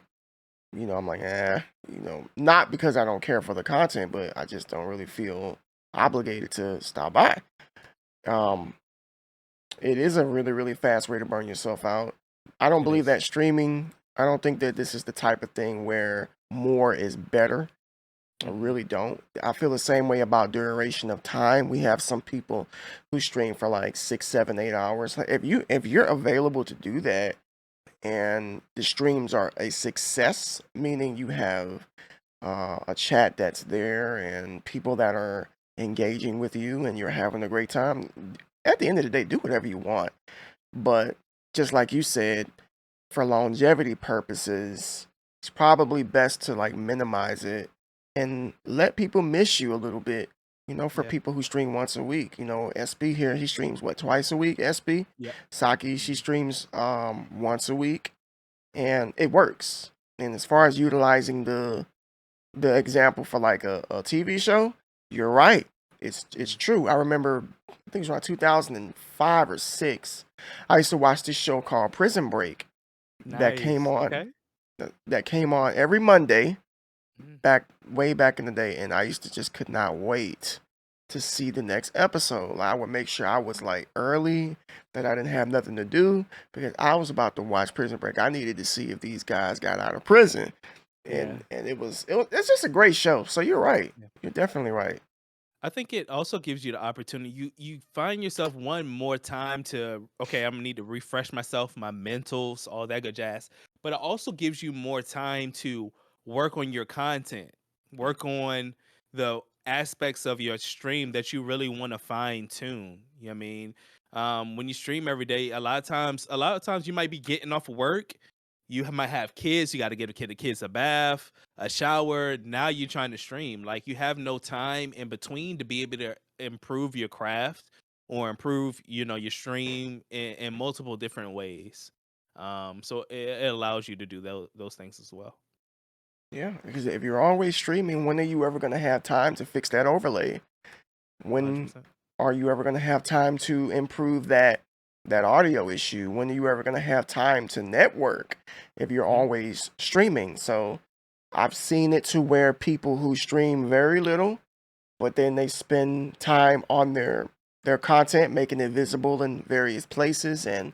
and supporting who they want to support, do better than people who stream every single day for 4, 5, 6 hours, and then they'll cry a river and say, "Oh, streaming doesn't work for me." I'm like, well, I mean, you went about it wrong. This is not one of those Mm. things in which you can just say more is better. Yeah. And streaming every day, I mean, you would think like, okay, yeah, I'm gonna stream every day. It's gonna get me more followers and more viewers, and it might get you more followers, but I can guarantee you your number is probably gonna stay around the same. You What does know, that even mean? What does that mean? a More lot of people, followers. a lot of people, a lot of people view success off of followers. They really do. It's sad. I've seen people with like 10, 11K followers, but they only have 4 people in their chat. I don't understand how you think that's a flex, because it's not. No, that means you got a You bunch of know? people who don't even know you exist. That's Yes, actually, I mean, I'm not trying to be funny, but that's actually a little like, that's a downer. it is. Truthfully, like if you have that many people, that follow you, but you don't even have a fraction of the retention when it comes to viewers. Like, I stopped caring about that like a long time ago, Yeah, because just because somebody follows you does not mean that they're going to come back. It doesn't 100%. mean. And I say all of that to say, for those of you who are new here and you did follow, hopefully you do come back. Hopefully, you don't. I'm serious. Like, I'm not just Yeah, up here playing the game. Like, hey, welcome in, say hi and talk to everybody. Give me and my man here. We are giving you the inside of our minds to for yeah, you to make up in your mind whether or not you want to actually come back to this person's stream or not. Because a lot of people actually go to streams for the streamer and not necessarily the gameplay. 100%. Because I'm not good at people. I'm a bot, so I'm good at certain games and things of that nature. Like I used to be one of those Call of Duty guys. What? Okay, let me ask you this: when you first started streaming, or we got to know maybe a little further on your journey, how often were you looking at chat versus playing your game? Starting out, Yeah. I would have to say it's been the same. It's been half and Okay. half. Okay. Half and half. Like, I'm not that type of person that gets lost in the game. Like, I'm not. Like, I've seen streamers that will sit and they will just be succumbed into the game, and then they will get to the comment that was actually written 5 minutes later. So it's always been like split down the middle. And I think it's because I like to talk. Like, I'm a very verbal person that likes to talk to people. And if I got somebody in my stream that's wanting to talk, then I'm about to sit there and I'm gonna talk. But to my own admission, that I sacrifice gameplay for that. Meaning, a lot of times I miss where I'm going. Maybe I miss my turn. Maybe I'm losing when I shouldn't be losing. And because my attention is so much on the chat, I always try to say that that's the number one priority right there. Is the viewers. Yeah. Yeah. I think a lot of people have that lost. Have you ever rated somebody that didn't really acknowledge your raters or anything? I Oh, know that probably. yeah, How yeah, did how yeah. did I you feel did. when that happened? I was salty, man. I'm not gonna lie. Yeah. This happened. I think it was last year. And this is why I only raid people that I know. Now, I know some of you have different philosophies. Sometimes you like to No. just pull up on somebody that you don't know, but I'm not doing that anymore. I'm just not gonna do it. No, And that's understandable. I'm not rating people's friends anymore. I made mistakes of doing that as well. So there was one time I rated this person, and the reason that I rated them was because they were playing the same game as I was. I'm like, well, let me check them out, see what's up with them. And I rated them, and they didn't say nothing. And I mean, I dropped about a good 40 people on them. I'm like, are you serious? Really? I was mad. I was like, never again. Nope. I did this to that happened to a guy the other day. I rated him and I didn't know him from A to Z. I wanted to give to somebody maybe who didn't have as many viewers in the same game community that was, and I dropped it on him. He did not. acknowledges at all. Like, I mean, not at all. Do you think maybe he didn't have any alerts, or maybe he didn't see it? I So mean, yes, he didn't have any alerts, but he also didn't look at his chat at all. Eventually the person that was playing with him, I think the person who he was playing with was a more seasoned streamer, because I could tell at the very end that the person that he was playing with really got upset with him that he hadn't acknowledged the raid or looked at his chat at all the whole time they played the game. But I chalk it up that some people don't know, but a lot of people, a lot of the bigger streamers, they got one opportunity and they got a huge raid from someone, and they were able to make the best of it. I know one of the people that's in like the team I'm a part of. He got raided. There was a Apex tournament happening, a huge ALGS, the biggest tournament of the year. He was streaming Apex, and one of the commentators was just like, "You know what? We're gonna find somebody in the community to raid." They had 75,000 people in oof, their stream. oh my They gosh. raided him. Okay. I'm watching LGS. They say his name. I'm like, who? I was like, wait, I know this guy. Hold on. What's going on? And so they raided him, and now he's off. Every time he cuts on the stream, it has at least 1,000 people in the stream. Every single time he cuts on. Wow. Yeah. I think that's the opportunity that a lot of streamers hope for. Yeah. Like they really hope that they get that moment to be hit with a bomb, as we say, of a raid that can potentially give them some exposure. I know for me, well, maybe he took off, but do you feel like big raids or just raids in general help with growth? Because for me, I got a bit of a different answer. You go ahead. Say bigger race, I will say they help. You get exposure to a different community, yes. And sometimes your retention, I think getting these races and see how many people you can keep is a big test for yourself to see how, maybe how good of a content creator you are, to see if you can retain these people, because majority of the time when you rate somebody, a majority of people are going to leave because you've been sitting in somebody else's stream for a very long time. It's probably been hours. um so I do think that you can have a little bit of success. Depends on how well the raiders really love your content. How do you feel about it? Right, right. So I think it depends on the streamer, Mhm. because you only have like so long to let those brand new people know who you are and what your content is about. Because a lot of them are gonna leave, of course, because they stick around for the raid for that particular streamer, and then they just bounce. But then there's always gonna be some that you might be able to retain if they stick around long enough to get to know you. That is. So my biggest raid was 500. So Nice. yeah, I've been hit by a rate of 500.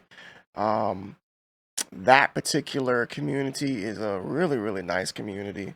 And I can say that I still, some of those people still come through, ever so Nice. often.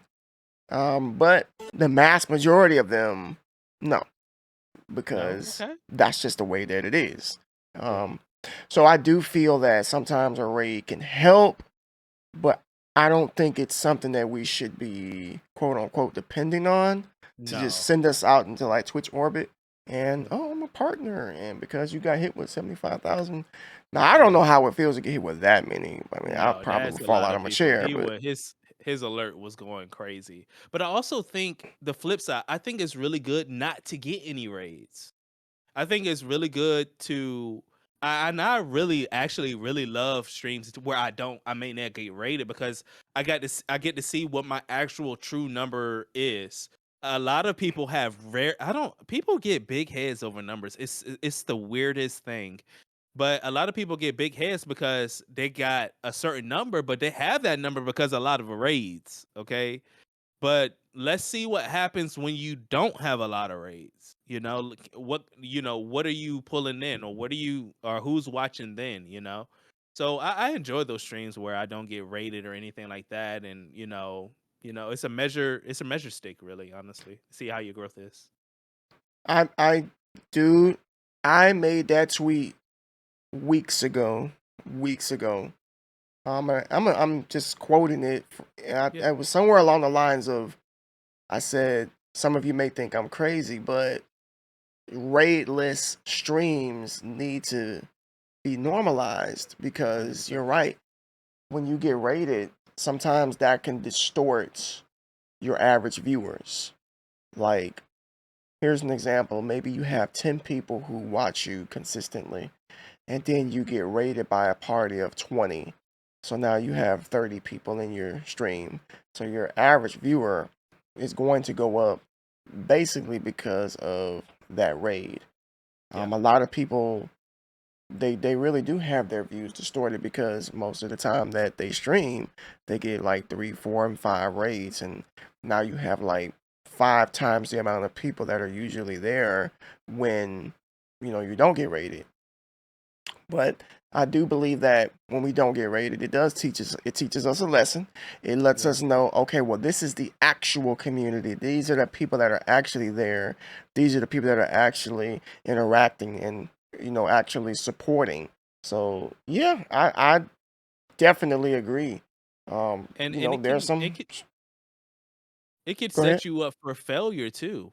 Because when you're getting, boom, I'm getting hit with a raid. Oh, more raids, more feed me the rage juice. Yes. Um, Right.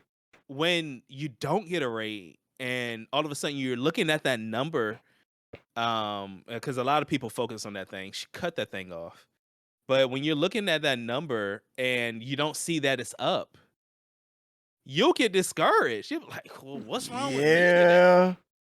Yes, Well, sir. God, man, Yes, like, why sir. am I? What's going on? Why ain't nobody showing up? Y'all telling me you can't give me 2 minutes of your time, 5 minutes of your time, 10 minutes. You ain't coming to my stream, hosting me up, rating me, and all this other stuff. I thought we was boys. Why you ain't rating me? And it's Right. like, bro, you gonna have to go through a little valley experience, and I hope that you win in it. But everybody can't raid you every 5 seconds to help your numbers go up. It's just it doesn't work like that. That's not reality. I live in reality. Unfortunately, a lot of people don't. But it is what it is. Yeah, I 100% agree. There's just something about looking at that number that, excuse me, that does something to the mind. Like Yeah. if you got like 50 people watching you due to raids, and then you stream, and then you got like 9 people, and it's like, ooh, what's going on? Like this is you. This is where you really are right here. That's what's going Yeah. on. This is the real. 100%. And if we can just get over that hump, I think that we can have a lot more fun with this because, truth be told, um, what's really a satisfying number?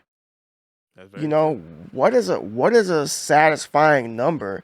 Because I've heard people say, I would love for 5 people to watch me. I would love for 10 people to watch me. I would love for 20 people to watch me. Okay, well, when do you start getting satisfied? What is okay with you?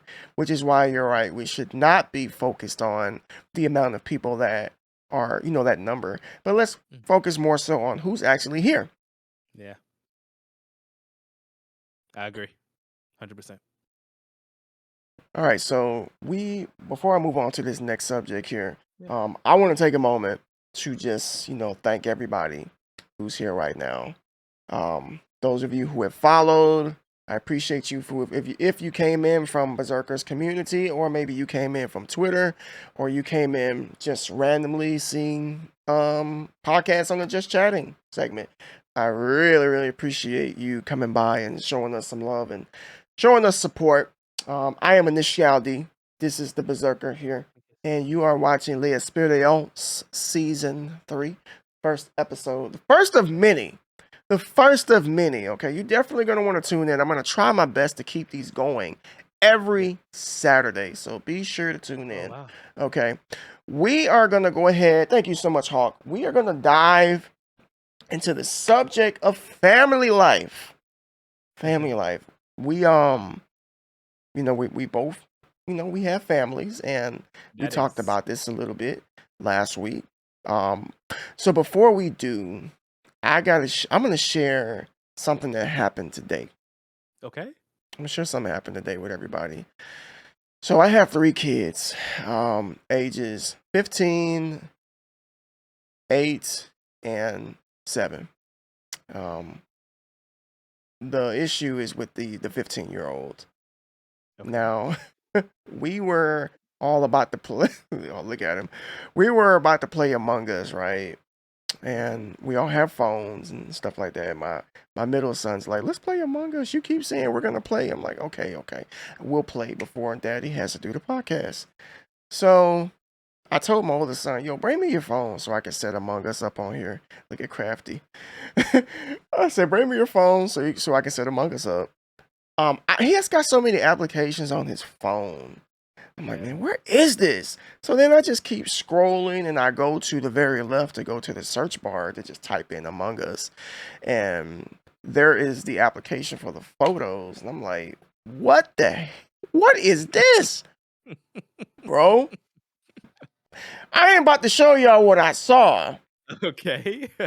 But let's just say that, It was a, you know, I was a 15-year-old boy at we one all point. were.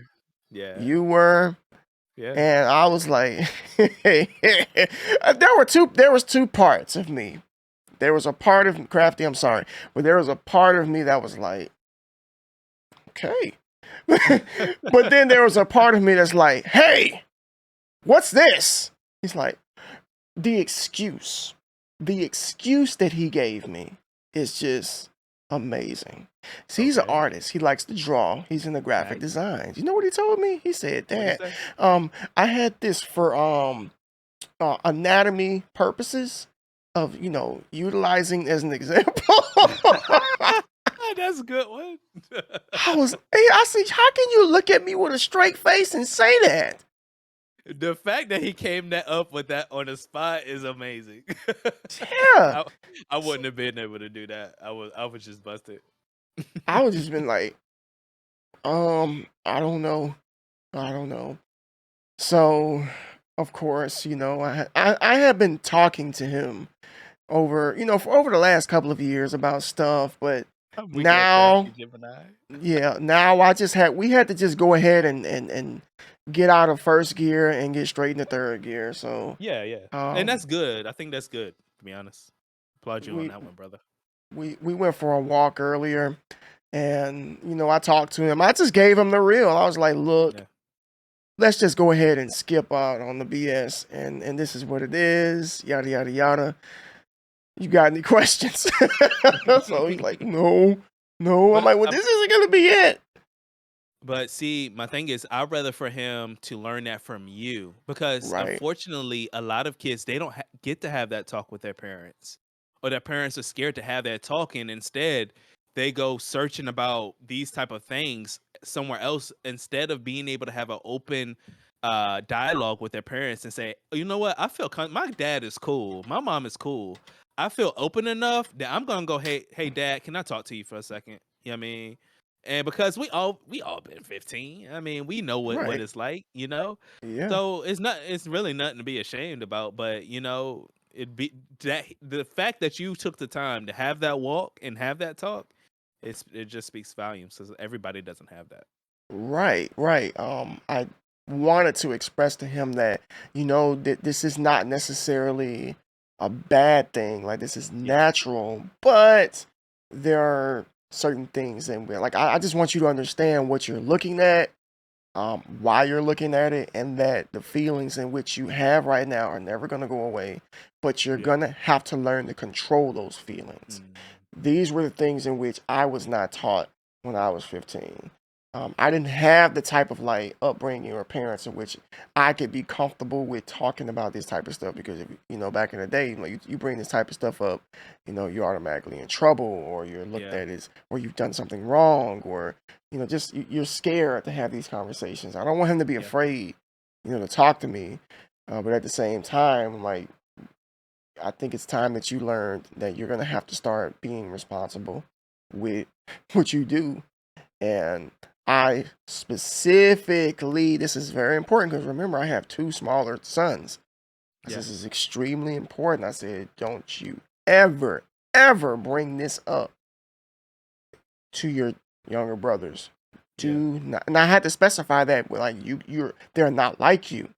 You know, Mhm. they're young. You are almost a man. You know, it's a big difference.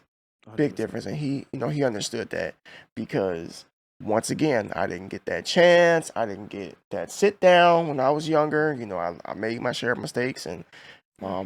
for a reason, I guess, I can kind of correct those mistakes and by not letting certain things slip through the cracks. Now he can't have his phone for a while. He can't have his phone. He's gonna have to Yeah. earn my trust again. There are consequences for Oh some yes, things. absolutely, man. Has I'm to like, I be. love you, Has to but you, be. you can't have your phone, son. You can't have Yeah. your computer. That's And he no. does now have a great responsibility because he's the older brother, right? And I think that's how a lot of young kids, they jump from being a kid to being a teen even though they're still a kid, because they get highly involved in what their, the older brother or whatever may be doing. So, but yeah, I think you definitely handled that situation correctly, It wasn't and I'm easy. sure that, yeah, I'm sure. I my daughter, she's 5. I know she's gonna be a good looking chick. I need to we need to talk very early. Hey, So you know when you see it coming, and it's yes. at least you see it. That's all good. And Crafty's here, like, just be glad that I don't have any girls. Just like you don't have a Oh daughter. I'm like, because it would have man. been like knowing how I am. I'm glad I got boys. Like I wouldn't have took that well at all. So Yeah. you you're married, right? Yeah. Yeah. Okay, so you're married. How long have you Me been and my married? ba- 6 years. Me and 6 years. my wife dated for 4 years before we got married. But me and my wife have known each other since we were 11 and 12. Wow, Yeah. that's what's Even up. though I didn't really like my wife when we were younger. Oh, No. Me and my wife were on way two different vibes. My wife was very high sedity. I can be high sedity at times, but I'm very low maintenance, grounded type dude. I'm from an area that's not the best. But yeah, so it was very different. that's what's up. That's what's up. Yeah, Yeah. we've been married. Me and Crafty. Those of you who didn't know, Crafty Gemini, one of the moderators that's here in the chat is my wife. So if you want to check her out, real good content creator as well. We've been together for 18 years, but we've been married for 10 years. So we were together 8 years, I'd say, before we actually, made the decision to get married. And sometimes I don't catch flack for it. I mean, what's the point? But I've had people question me like, "What would take you so long to marry her?" I'm like, look, if I had a did it, Crafty, I'm gonna be honest.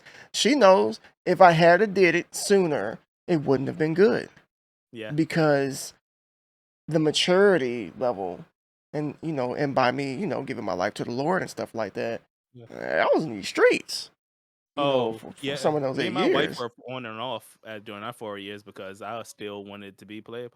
So There you go. what it I'm is. just keeping it real, man. I was Yeah. not ready Seasons because if I exist for a reason. yes, yes. So I was like, if we had got married in year 7, would have been bad. Year 6 would have been bad. Year 8, that was perfect. It was just time, I'd say. And we talked about that a couple of nights ago. I was like, why didn't you ever call it quits? Like, why'd you stick around? What was it? And she said, I don't know. It's just something. It was something told me to stay. I said, was it Okay. God? Did He tell you to stay? So I say, wow. Okay. Well, I'm happy that you did because I feel like now me and her are closer now than we were like when we were younger. Mm. because I still feel like, and you probably, you probably could agree, along with you and your wife, that you never stop learning the person that you're with. And there's still things that I can say that I'm learning about Crafty. Oh, 100%. I'm learning every day. My wife might come up with something new that she might be upset about today. So, you it's always a constant learning process, and I think it's good.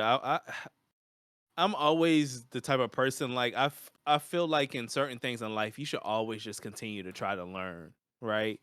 Because people change. Like, I'm not the same person Yeah. I was 10 years ago. I'm not going to be the same person in 10 more years. I'm going to be changed, and I think if you want to try to keep your marriage or relationship fresh, you try to do those things. Now, when me and my wife we first got married, we will argue over just the pettiest things, right? Because you're coming together for the first time. My wife is very very meticulous. Very My wife has OCD to the highest degree, okay? But I had to learn these things. And I was always a clean guy, but certain things to me I was like, "Man, that's dumb. I ain't doing that. That's stupid." And we would have arguments over it until one day I was like, that's not worth that. Why are we Right. gonna continue to argue? Okay, you want it this way? Okay, boo, I'll do it. All right. And then she Sacrifice. learned and exact sacrifice, right? Yeah. And for a long time she wasn't willing to sacrifice. But eventually as time goes on, you say, okay, you know what? I don't why would I want to make my spouse or my wife, my husband, to be the carbon copy of me? We're all made to be different. Do I really want to be married to another me? In most cases, the answer is no. You want somebody who is different than you, right? And the two different minds coming together is what makes the puzzle complete. And I think that's something I really had to learn early on, and even learning now as parents. That Right. takes time too. Definitely agree with that. Like, if you can't have too much of the same in one space. It's kind of like let's just use a battery for example. Batteries don't just run off positive energy. It Right. doesn't just run off negative energy, but it runs off both positive, a certain amount of positive, a certain amount of negative for it to just be, Go. to operate at full capacity. Much like us, we can't just be, we're not going to agree on everything. We're not going to like everything. I'll say it. There's some days I can't stand Crafty. You know, I would tell Yeah, her that, it's like, real. I'll tell her, I don't like you right now. But I'm glad you say that because Yeah, everybody gets married and thinks it's peaches and roses. Everybody right. focuses on the wedding instead of the days after the wedding. If That I could part. go back, if I'm just being real, if I could go back, me and my wife would not have a wedding because we would have. First off, we didn't want to have a wedding anyway. Her mom wanted to have a wedding. The only thing she paid for was a wedding dress. But that's another subject, okay? That I'm clearly Man. not salty about. Oh, All right, woo. we got a raid. Here we go, Shindy. Hey, what's up, Shindy? Welcome on in. Hey, Sissy. Thanks so much for the raid, Shindy. Welcome in, Raiders. I've been this Shandy for a couple of more weeks. Then we'll be D-Muscle. I am joined by my guy here, the BerZerKerr, Hey guys. Hey, awesome Raiders. content Welcome. creator. Welcome, We're on the guys. subject of family right now. This is season 3 of Les Experience, episode 1. And you all have just joined in on a great conversation. I'm having a great time. Having I a am really, too. really good time. Absolutely. Your sweaty princess, thank you so much for being here. Jay Sheeps, I see you. How was your stream? How was your stream? Thank you so much for selecting me, and hopefully you all are in for it. You got your popcorn. I've been advertising this for a little bit now, and you all are gonna, we still got a little bit ways to go. We're on the subject of family, but thank you so much for the raid. But just to kind of keep the momentum going, you were mentioning something about you wish you and your wife had a wedding, not gotten married. You want to marry her, but you didn't want to Yeah, have a wedding.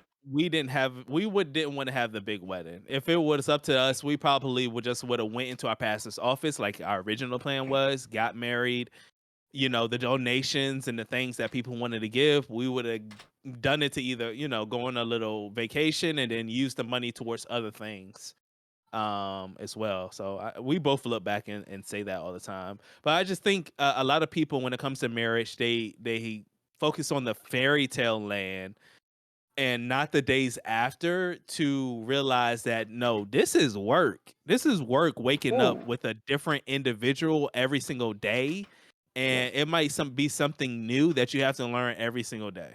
right. I agree. A lot of people are ready to give up on that very quickly. Hey, Mojo Jojo, I see you, sissy. Well, Shindy, hey, sissy. I'll tell you this. The divorce rate is like well over 75% Yeah, in America. I think a lot of people get married and they don't even like each other, this truthfully. is very true. I think they get married because they're infatuated, perhaps. Maybe The there's sex some is good. attribute that there you go, maybe Keeping it real. hey, maybe the sex is good, maybe the pipe is good, maybe you know what I'm Yeah, saying? I mean, 100%. a Yeah. lot of people get married because of infatuation, and you don't really like this person's character traits. You don't really like this person's personality.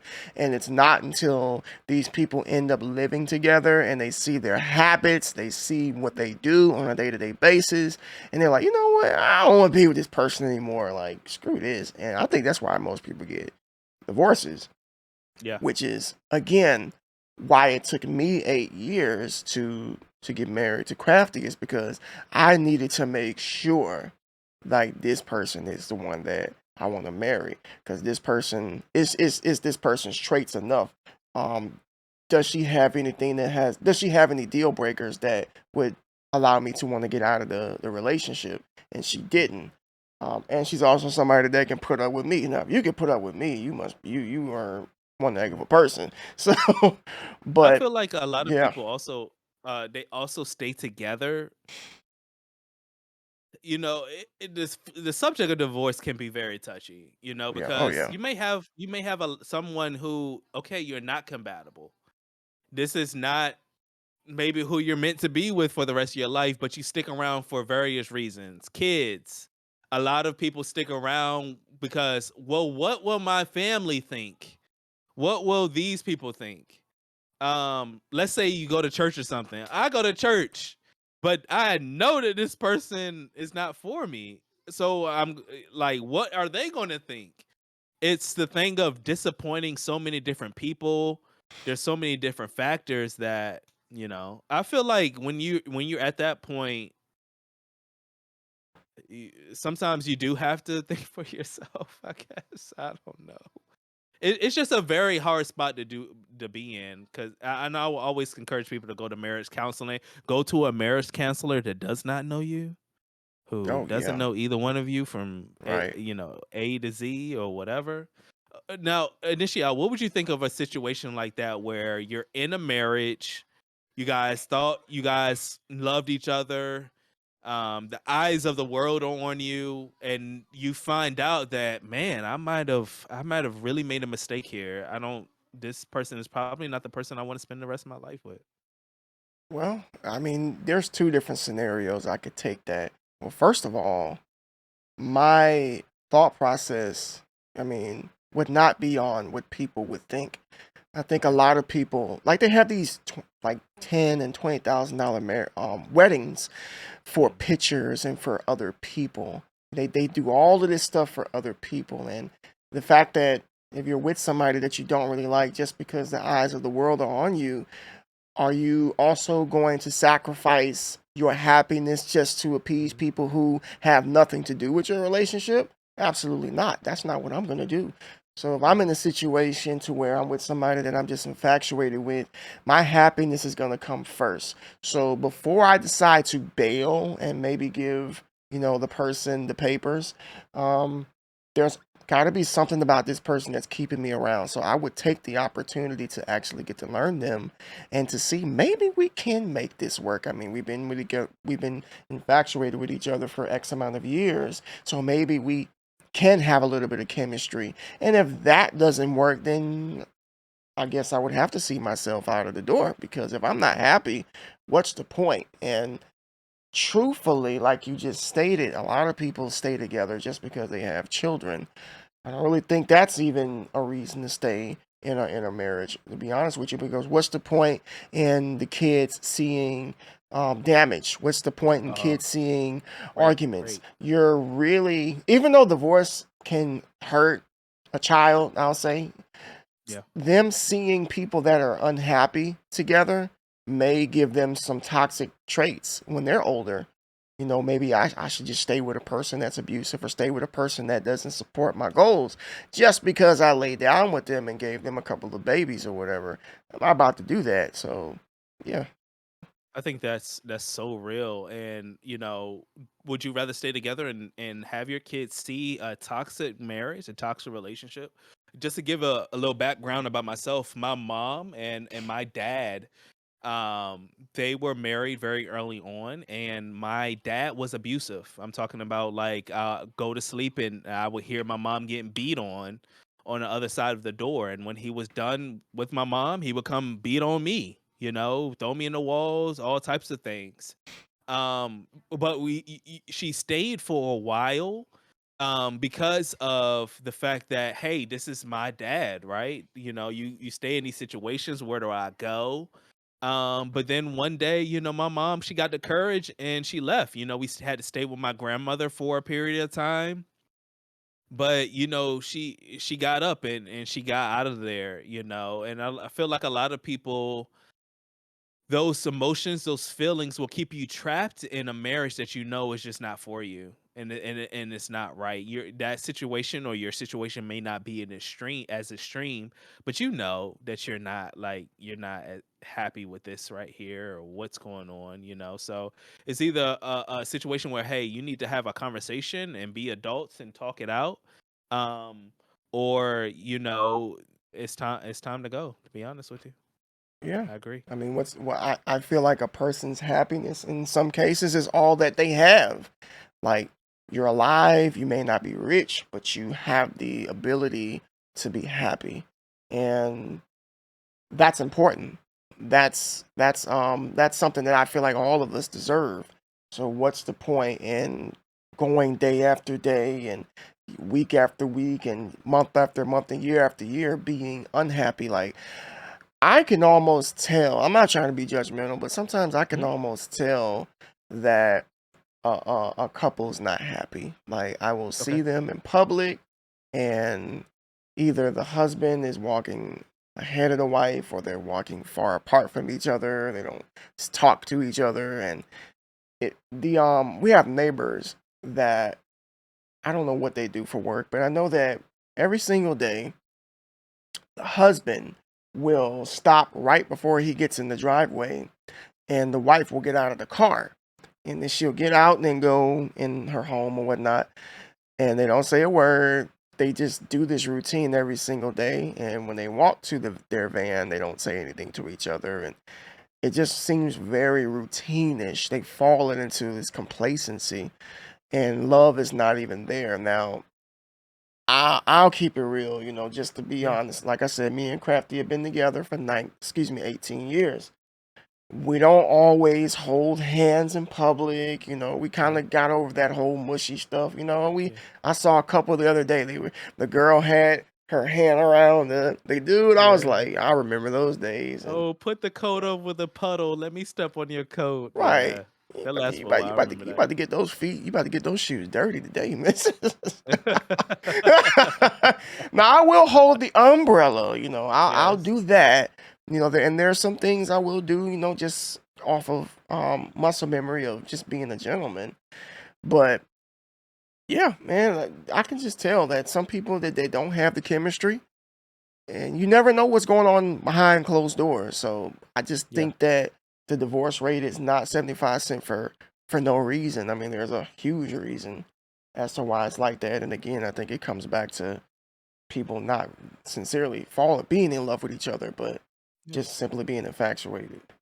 I think, and if I'm just keeping it real, I feel like me and my wife, we fell into the area sometimes as well, where we can get complacent. We've been married, especially I've known my wife for so long, right? we can get complacent in certain areas where, you were loving each other and doing these things that, a certain way for a while, but then over time, and you might not even notice it, right? It might just be a thing where, okay, she's over there, I'm over here, and we're just doing our thing. But over time, I feel like we have rekindled those type of things, and that love. So if anybody out there is watching and maybe in your relationship, you're not where you wanted to be, have that conversation. There are things that can be done before we say, okay, I'm done and I'm quit. I want to quit and I'm over it. Try those things out first and see if those things work. And if they don't work, then, well, it's what can you lose? It's a win-win situation. Either you fall in love with your partner or your significant other again, and it's a great story, or hey, it's time to move on, and I love you and I wish you the best in life, and here we are, we're both going to be happy. I think that communication is something that's not practiced a lot. There are some people that are together that that can't even have a just a full-fledged conversation with each Conversation. other, and that I've known people to separate because of that. Yeah.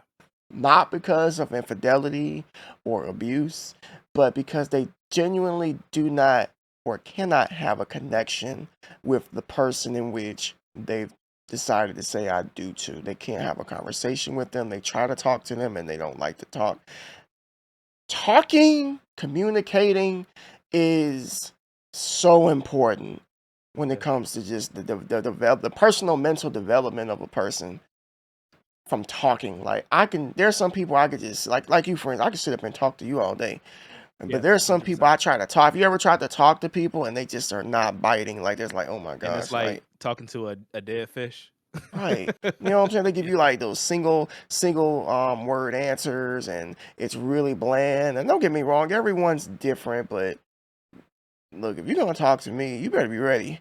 Yeah. You better have some time on your hand because we're about to get a shovel and we're gonna go deep, like real talk. But like you said, Yeah. marriage counseling, and even I'll take it a step further. Some people don't even know about this. Maybe you do, but they have services out there that are for people before they get married. Like there's premarital counseling, sitting with somebody that, like you said, that you don't know and that doesn't know you or the person, your partner, and you two sit down to see if you actually like each other because Yeah.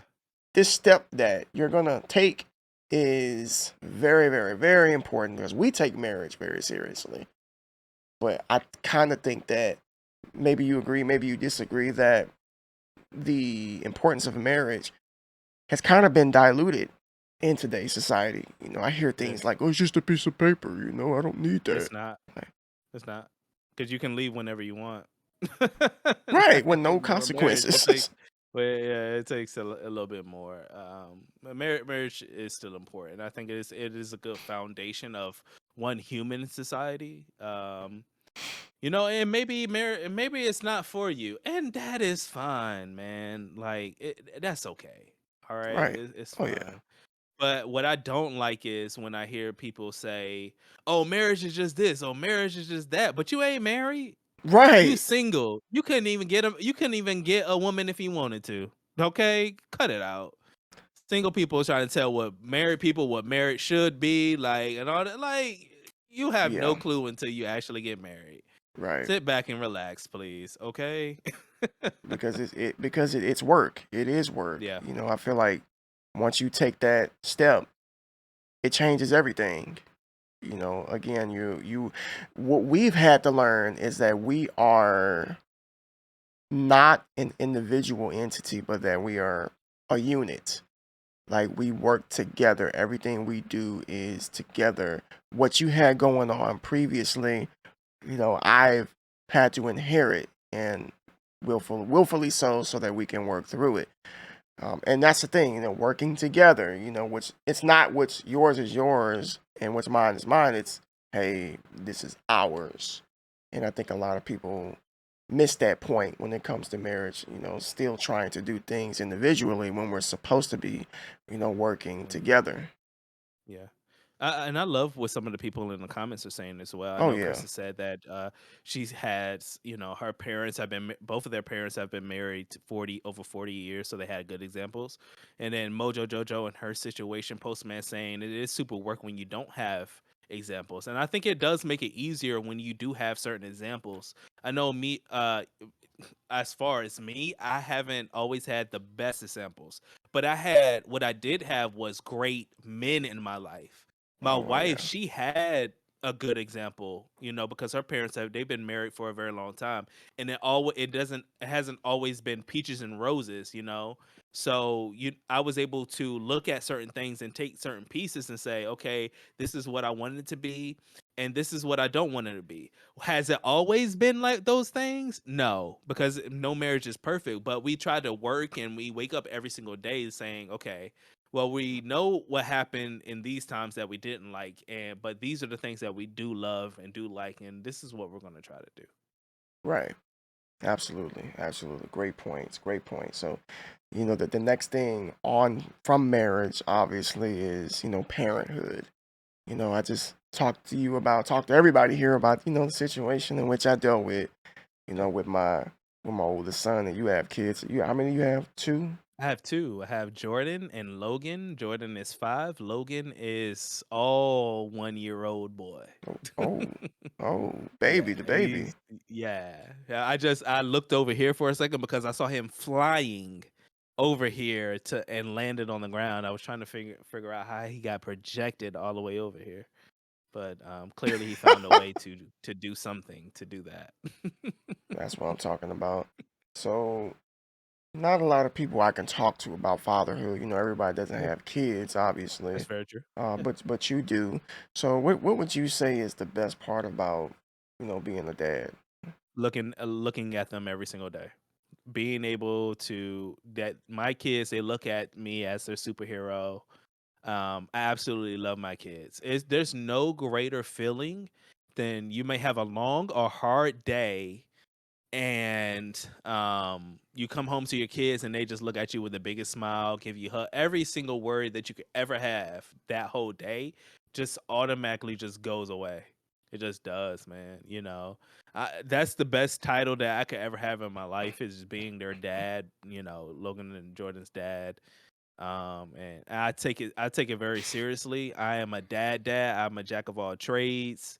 I can watch my kids and take care of my kids and do all those things. So, I just love it, man. Me and my wife love it. That's wonderful. I know for Yeah. me, it's a couple of things. The fact that my kids never worry, like they don't worry. I have this. I feel like no child should have to worry about anything. No child should have, and there's everyone's upbringing is different. And my heart Right. goes out to all people, all children around the world.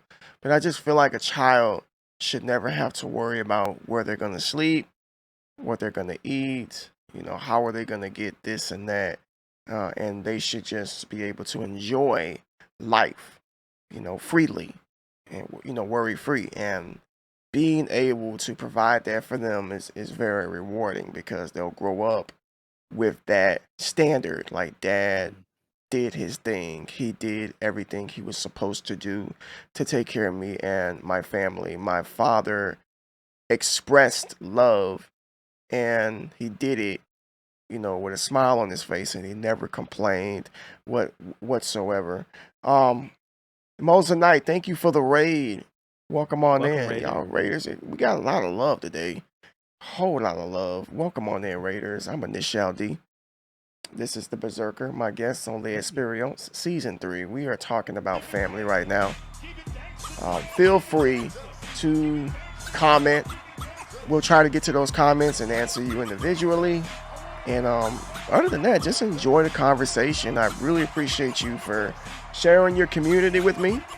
I appreciate you, everything about you, and hopefully your stream was amazing. Thank you so much for rating me and giving us this blessing right here. We appreciate you. And I want to give a big shout out to the single parents out there too. I know Dre Yes. Diesel, he's a single dad, and if you're a single mom out there, you're doing an amazing job. We just want to tell you that you are amazing. You're holding down the fort. It's definitely a tough job. It's tough when we got two people, so I can only imagine when one people, it's only one person. My mom raised three kids by herself for a very long time. So if you're a single parent out there, much love to you guys. We clap it up for you. You're doing an amazing job for sure. Absolutely, Yeah, absolutely. yeah. I agree because it's, oh my gosh, it is so difficult, even with just me and my wife raising kids. It's hard. So Yeah. being a single parent, you all have superpowers that we know nothing about. Yes, I totally agree with that. Like real talk. But like I was saying, the other rewarding thing about being a father is um being able to say, well, looking at my children, like you said, looking at them and seeing three young men who will one day go out into the world and hopefully make a difference. And knowing that even though that they may make mistakes, the mass majority of their character traits are going to come from me and us, Yeah. their mother too. But I got boys, so they're going to be men one day. So of course they need some sort of golden standard to look to, as far as responsibility, what it means to be responsible, what it means to practice integrity, what it means to help people, what the real definition of being a man is, and not what society says what a man is, and Mhm. just and being dependable. That's the most rewarding thing about being a father. Looking back on my past and correcting some of the wrongs through my children and seeing them be more successful, because that's what I feel every parent wants, is for their child to be more successful than them. Yeah, 100%. I agree. I agree. Absolutely. I think you should. I mean, if you're a good parent, you should want that. And we have the responsibility, right? A lot of our kids, they may encounter another kid that doesn't have the same thing, but it's our responsibility to send great people, great just overall human beings into the world.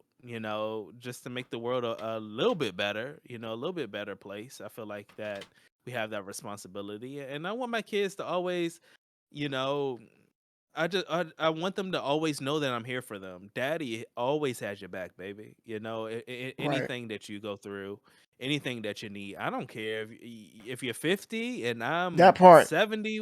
Yes. Daddy always has Yes. your back. Because you're always gonna be my baby, no matter what. I love that. I Yeah, do. Like, right here. Like, yeah, seriously, because that's not really the case in hmm my family. yeah. Not really the case. Sometimes I kind of feel like they're like, well, you know, he's of age and he'll be fine and this, that, and the third. And I'm like, "Yeah, okay. I, And I and always will do what I have to do at the end of the day. And I feel like that's really projected in African American culture and society, right? We say, "Hey, you're 18 now. It's time for you to get out my house Right. because you eating all my food, you using all my electricity, you sucking up all the water. It's get out." But any other other cultures and other people, they allow their children to cultivate things, to not get out there and get in debt, to not, and by the time they leave the house and they are actually dependent and they're able to do the things on their own, they're so set and they're Hmm. able to really operate in life, and they're able to skip a lot of the other things that our culture unfortunately projects a lot of time. Example would be the Asian culture. Yeah. The Asian culture, they are like all about their themselves, the community will say, and family. I'll say. I've known Asian families. It would be like the husband and the wife and the mother-in-law and the aunt. They all live under like one roof. Hmm. Just saving money, and that's just the construction of their family. And they do it successfully. So, when it comes to like business, they don't have that whole, well, you got to get out at 18. My oldest, we talked about that too. I told him, I said, when you reach the age of 18, technically I can't tell you what to do, but if you're living under my roof, you're still gonna abide by, my rules, of course. And Yeah. I personally feel that 18 is too young to move out. I just don't think that a person, even though you're like on paper, you're an adult, but your You're not mind, mature enough. you're You're not not mature mature enough. enough. Like Yeah. at when I was like 25 versus 36, Yeah. my mind is a lot more mature than it was at 25. So you can't sit here and tell me that you can just send an 18-year-old out into the world to fend for themselves, especially if you have not taught them anything. Because I feel like if you're gonna kick your child out at 18, they better know everything that there is to know about living. They better know Yeah. about credit. They better know about stuff like that, in which they're gonna need tools that school, academics, they don't teach them, as far as like the things that truly matter. You can't just kick them out and expect for them to be okay, because they end up 9 times out of 10 end up coming back home because they weren't ready. Mm, yeah. I agree. I know a good friend. She was actually in here.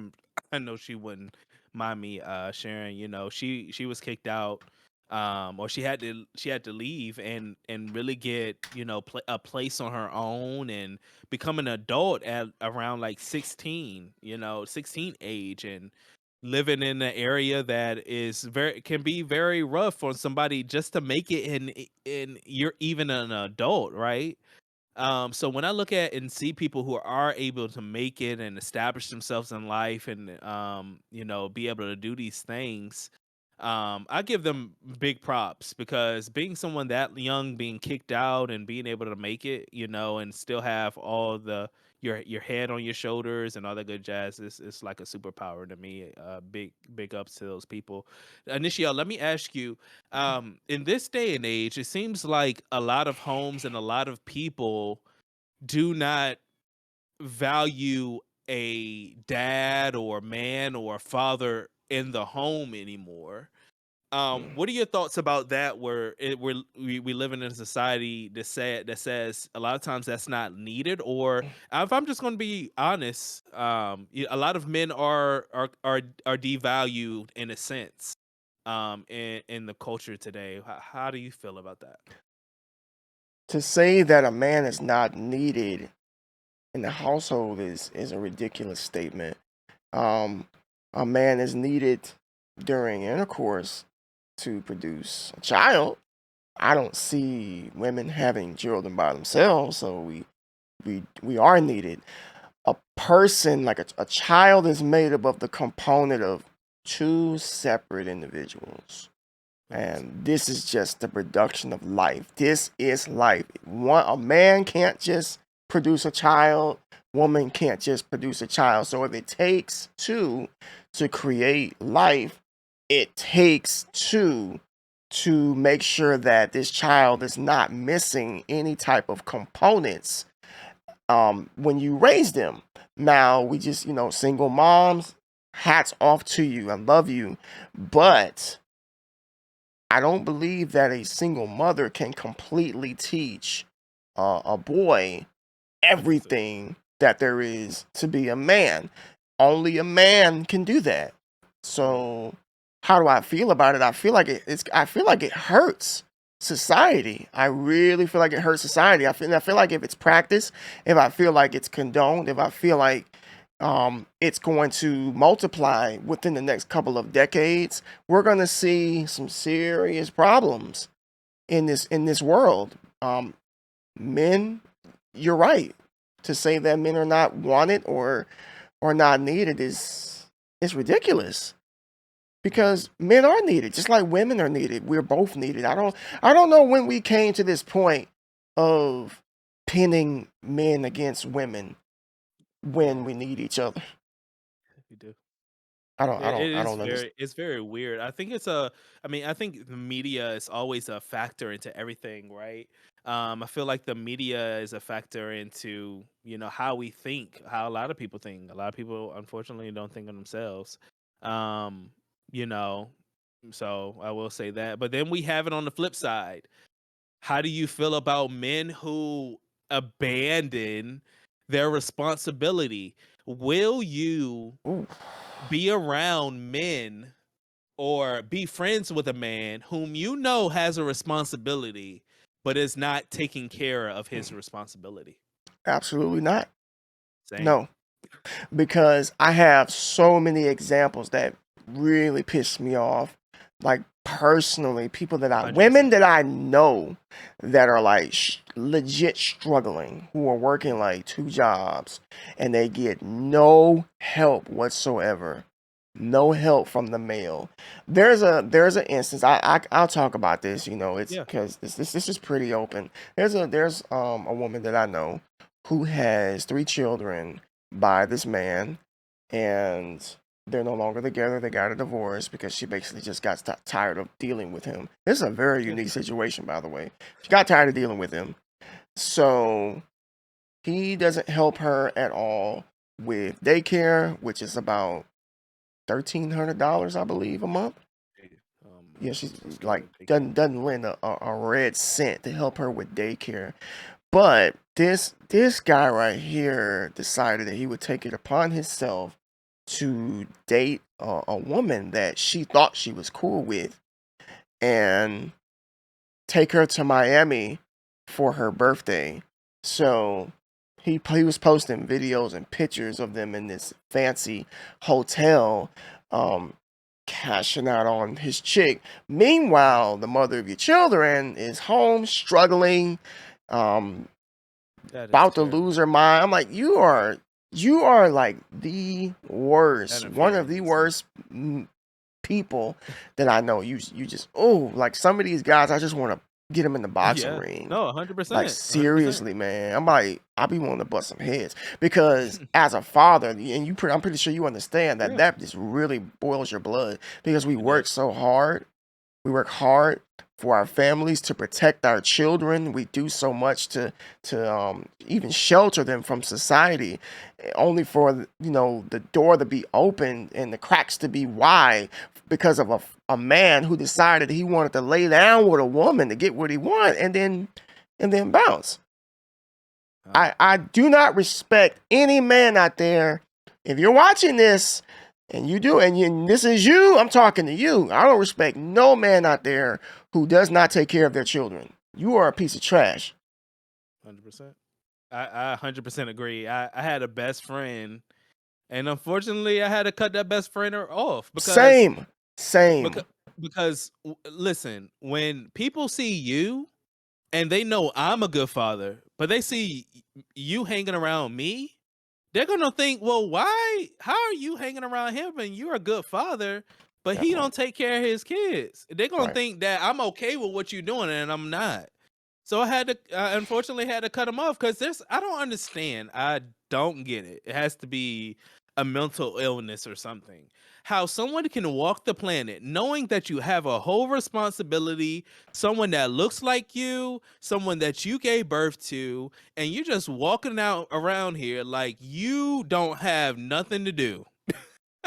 Like you don't have any responsibilities. Like if they don't even know, if they walk past you in a Walmart, your kids, and they don't even know who you are, how can I don't understand how you live with yourself? How you just go on and just say, "Oh, it's whatever." I really don't. I really don't get that, man. That's trash. And I agree. You're trash to me. To me, you aren't a man at all. I don't get it. You may not listen. You may not have all the money in the world. You may not be able to do anything, but the anything that one thing that you can give that is for free is your time and your effort to your kids. Okay, and you could you could do that. There's no reason why we should have abandoned kids out here wondering when I'm going to be able to meet my dad. Mom, where's dad? Why doesn't dad want to be in my life? Why doesn't, he love me? What's wrong with me? Mm. It's the questions you get. What's wrong Mm. with you? You know, and it that just shouldn't be. That's not fair to the kid, and it's such a selfish act. I just will never get it. I will never tolerate it. It just won't be around me, and that is what it is. I don't hate you, but I do wish that you would get in your child's life. I'm gonna be honest with you. I got so petty. I got so petty. The person that I know, their child was having had some activity in an event. I was there. I recorded, and I sent the recording. I sent the recording to the person right on their Instagram. I said, "Hey, look at your baby. Look at the great things that your baby is doing. Don't you want to be a part of this? Why wouldn't you? You have a beautiful child. What's the problem here?" You know what I mean? Like, come on. I I I don't know, man. I mean, we could say mental illness, but I don't even know if I even want to like use that as an excuse. I mean, Exactly. there's just some idiots and stupid people in this world, Yeah. unfortunately, and some people would make because there's always somebody who will make an excuse for someone's actions, of course, and they may say, Yeah. well, maybe it was their Unfortunately. upbringing, maybe they didn't know. I'm like, I'm not buying that. If No, you had a bad upbringing, then it should be your upbringing that makes you do differently, right? right? I mean, you would think if you didn't have your dad and you were sitting out on the step waiting for your dad, that when you had a child, you would make sure that your child didn't go through the same thing that you went through, right? I Yeah, mean, yeah. I'm sorry, that's just an excuse. People love giving excuses to people. I'm tired of it, to be honest with you. No, I'm no over more it. excuses. Screw the excuses. Um, Passionate topic, I know, folks. And I see y'all Yeah. in the chat. Definitely appreciate all of your comments. You all are amazing, and I can see some of the passion in that you're writing. And we definitely see you, and we definitely appreciate you. And see you, Mojo, Carlos, Postman, Krista, all of you. So when it comes to um, like balancing work and family life and content creation, how do you typically go about doing that? So I don't stream until 9:30. I don't stream until my kids are in the bed and my wife is good to be able to have her free time and watch her movies, iPad, whatever. Sometimes my stream is delayed because of that, and I'm not apologetic about it. I'm not sorry about it. I'm gonna make sure that my kids and if my wife needs something, I'm gonna make sure that she's good before I get on the stream. And if my wife wants to spend time with me, I'm gonna cancel the stream, and I'm not gonna feel sorry about it. I'm I just letting you know love I it. don't feel sorry Yes. about it. Yes. I don't. I'm Yes. sorry. I'm sorry that that's the case, but I don't. I don't because like my family is important to me, and I'm sorry. And people, oh, you canceling it? Like, listen, man, I So? gotta take care So? of my house. I got responsibility, and it's not a matter that I don't care about my community. I love my community. I care for my community. I want to stream for my community, but I have to make sure. I mean, I got a son, I got a daughter, and I got a wife, and I have to make sure that they're taken care of. And my wife, she may be going to work the next day, and she needs some help. I'm not gonna say, well, babe, I ain't helping you because I got to stream. Like, no, I'm gonna No. tweet out and No. say I'll tweet out and say, hey, tonight I need until 10 o'clock. Stream may not start until 10 o'clock tonight. Or hey, we ain't gonna have a stream tonight. I'm sorry. And it is what it is. So that's how I balance it. I don't stream until after my kids and stuff are asleep. Um, I know like I was doing like a vlog and stuff like that. My kids were awake while I was doing that. So at the end of the day, you just have to adjust and you got to do what you got to do, the best way that you can. How do you Right. handle that? Well, first of all, D Sassy wants you to hydrate. I don't think I've seen you Oh, she drink wants. anything. Yeah, she does because my cough and stuff. I don't Yeah, even you know gotta, you why. gotta, you gotta, you gotta get you something to drink.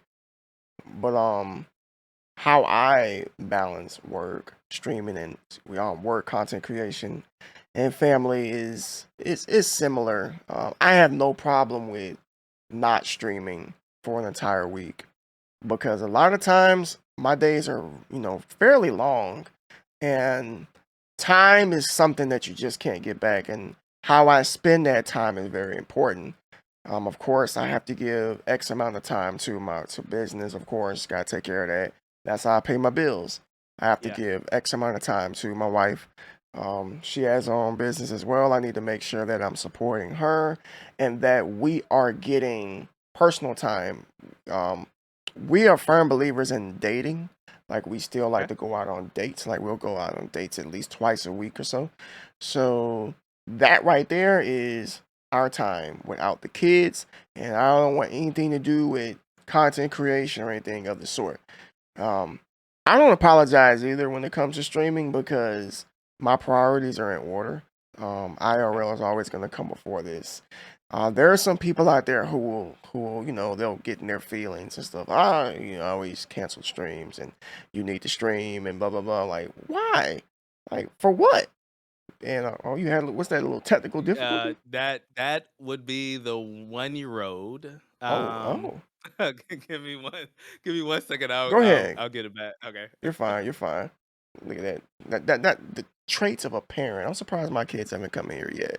So you all see my kids there. I have no problem with them coming on stream, but I definitely will cancel or push back a stream or just not even stream for the week. Can that hurt my growth or whatever? Yeah, it probably could, but it's really not. It's not that important to be honest with you. If I stunt my growth just from canceling the stream to spend time with my family, and it is what it is. So be it. Hold on, I think I'm gonna have to repeat that. I don't think he heard me. Are I'm you a, I'm good? a, I'm gonna just go ahead and repeat what I said. I was just telling everybody that I have no problem pushing back a stream if it means I get a little bit of extra time with my kids or Yeah. the wife. And some people getting their feelings about us canceling streams. You always cancel or yada yada yada, or you're always pushing it back. Well, priorities. My Yeah. life is important, my family is important, and I'm not going to sacrifice it just to hit go live. For what? Um, I have no problem letting this go. I will let this go tomorrow if I had to. Yeah. So if canceling the stream or pushing it back hurts my growth, then fine. I do know that people who care and who follow my life, because I share a lot of my life with social media. I share my family, the things that I do, because we're just very open like that.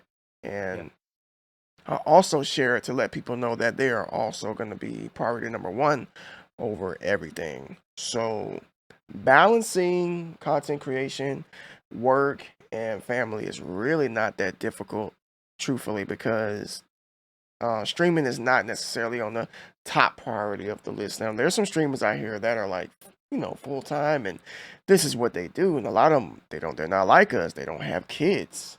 They don't Yeah. have work. And if you can stream every day for X amount of hours, hey, Power to you. do Do your it. Do thing. what you got to do. Yeah. I think Absolutely. people. That's where people have to understand. I feel like more people probably who don't have that same responsibility. Probably would say that, but I mean, you just have to do what you got to do, man. Right. And the people who rock with you and understand, they'll always be there for you.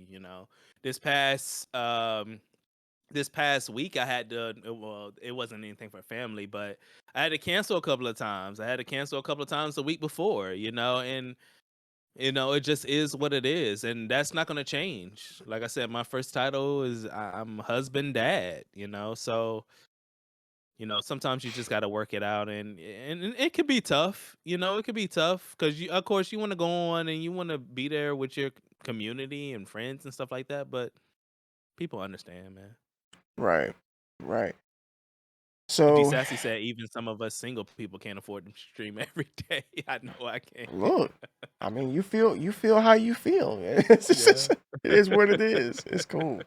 It's cool. And shout out to D Sassy. hundred She's percent. gonna be Amazing. streaming this Tuesday at Yep. 6:30. Is it 6:30 p.m. CST or EST? What time zone? Because we want to make sure that we're there to I show you can't some wait. I've been support. waiting for that. You To be know, honest. I've been waiting a long time to see you too. Um, I remember we talked about you streaming in a stream that I had a couple of months ago. I was streaming Dead to Rights, and we were talking about you coming back, and it's finally almost here. So Let's go ahead and lighten the mood up a little bit, and Look, we're gonna talk humor, okay. comedy a little bit.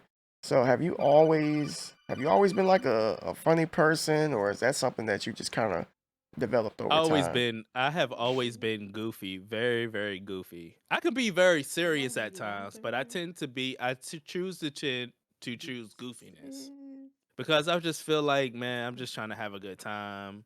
When I get upset is when people try to upset me. Okay, but other than that, I'm goofy. I joke. Where I get it from is me, Hawk, and the other two friends that you saw on the podcast. We always just joke on each other. We constantly joke on each other. We talk about everything. There is nothing off subject that we probably don't joke or talk about. That's just how we are. It's how our relationship is. So I translate that over to streaming, of course, when I say certain things. Right. But yeah, I enjoy it. How about you? That's what's up. For the most part, I've always had a sense of humor. My sense of humor is kind of weird. I was talking to Okay. Crafty about that the other day. I asked her, I said, "What do you like about me?" She said, "I don't know." Then she just broke down and said, "I guess it's your sense of humor." Uh, you know. But I've always been somebody that I used to like do a lot of voice impressions when I was a kid, and I did it a lot in high school. And ever so often, like if you get to know me a little bit better, you'll see it. It'll come out. A lot of times, I tend to open up. My sense of humor opens up the more comfortable I get with somebody. okay. If it's people that I don't know, I'm not gonna say they're gonna get the stern version of me, but they're just gonna get like this really laid back, chill version of Okay. myself. But when I like somebody and I'm comfortable, oh my gosh, like it's on. Like you and Hawk and Ebony have known each other for 2 decades, so of course you're Yeah. like brothers and sisters, of course. And it's the same way with me. I've been like this basically my whole life, and I do have a serious side too. I have a side that um, if I want to make a point, I'm gonna make sure that the person is gonna understand me, and you don't get to walk away until I've made my point, because Yep. I'll never let it go. I'll never be able to let it go. I think that's one problem I have. I just have a hard time letting things go Okay. sometimes. Okay. Okay. Yeah. Yeah, I think especially on our platform, I think there it's very important to have a great time. Because people are they're getting off work, they've been bogged down with the things of life, and sometimes they're just looking for a place to relax. So I've seen so many streamers put their woes and their issues and their problems on their community and their viewers, and that's not your viewers' problem, baby. You need to Right. Yeah. pick it up a little bit, man. So I try to lighten the mood and create a space where people just feel like they can be them, they can joke, we can troll together, we can have serious moments and talk about serious stuff together. But Right. we can combine it all in one. Yeah, I love it. Right. Right. There are streamers out there that have talks like this, and it's always serious, and it's okay. But I don't personally think that I can like consume exclusive serious conversation all the time. Like I gotta laugh a little bit. I gotta be able to have some fun too. There's an on switch. You can laugh, you can be serious, and I think that's just being an all around person is the best type of person to deal with, because I've dealt with people that are like very stern, and it's like, Okay. man, like you don't that which is kind of dives into the next question here. Why don't people laugh as much these days? Like, why is everybody so serious? You I hardly feel like see anybody cracking a smile anymore. I feel like they let the things.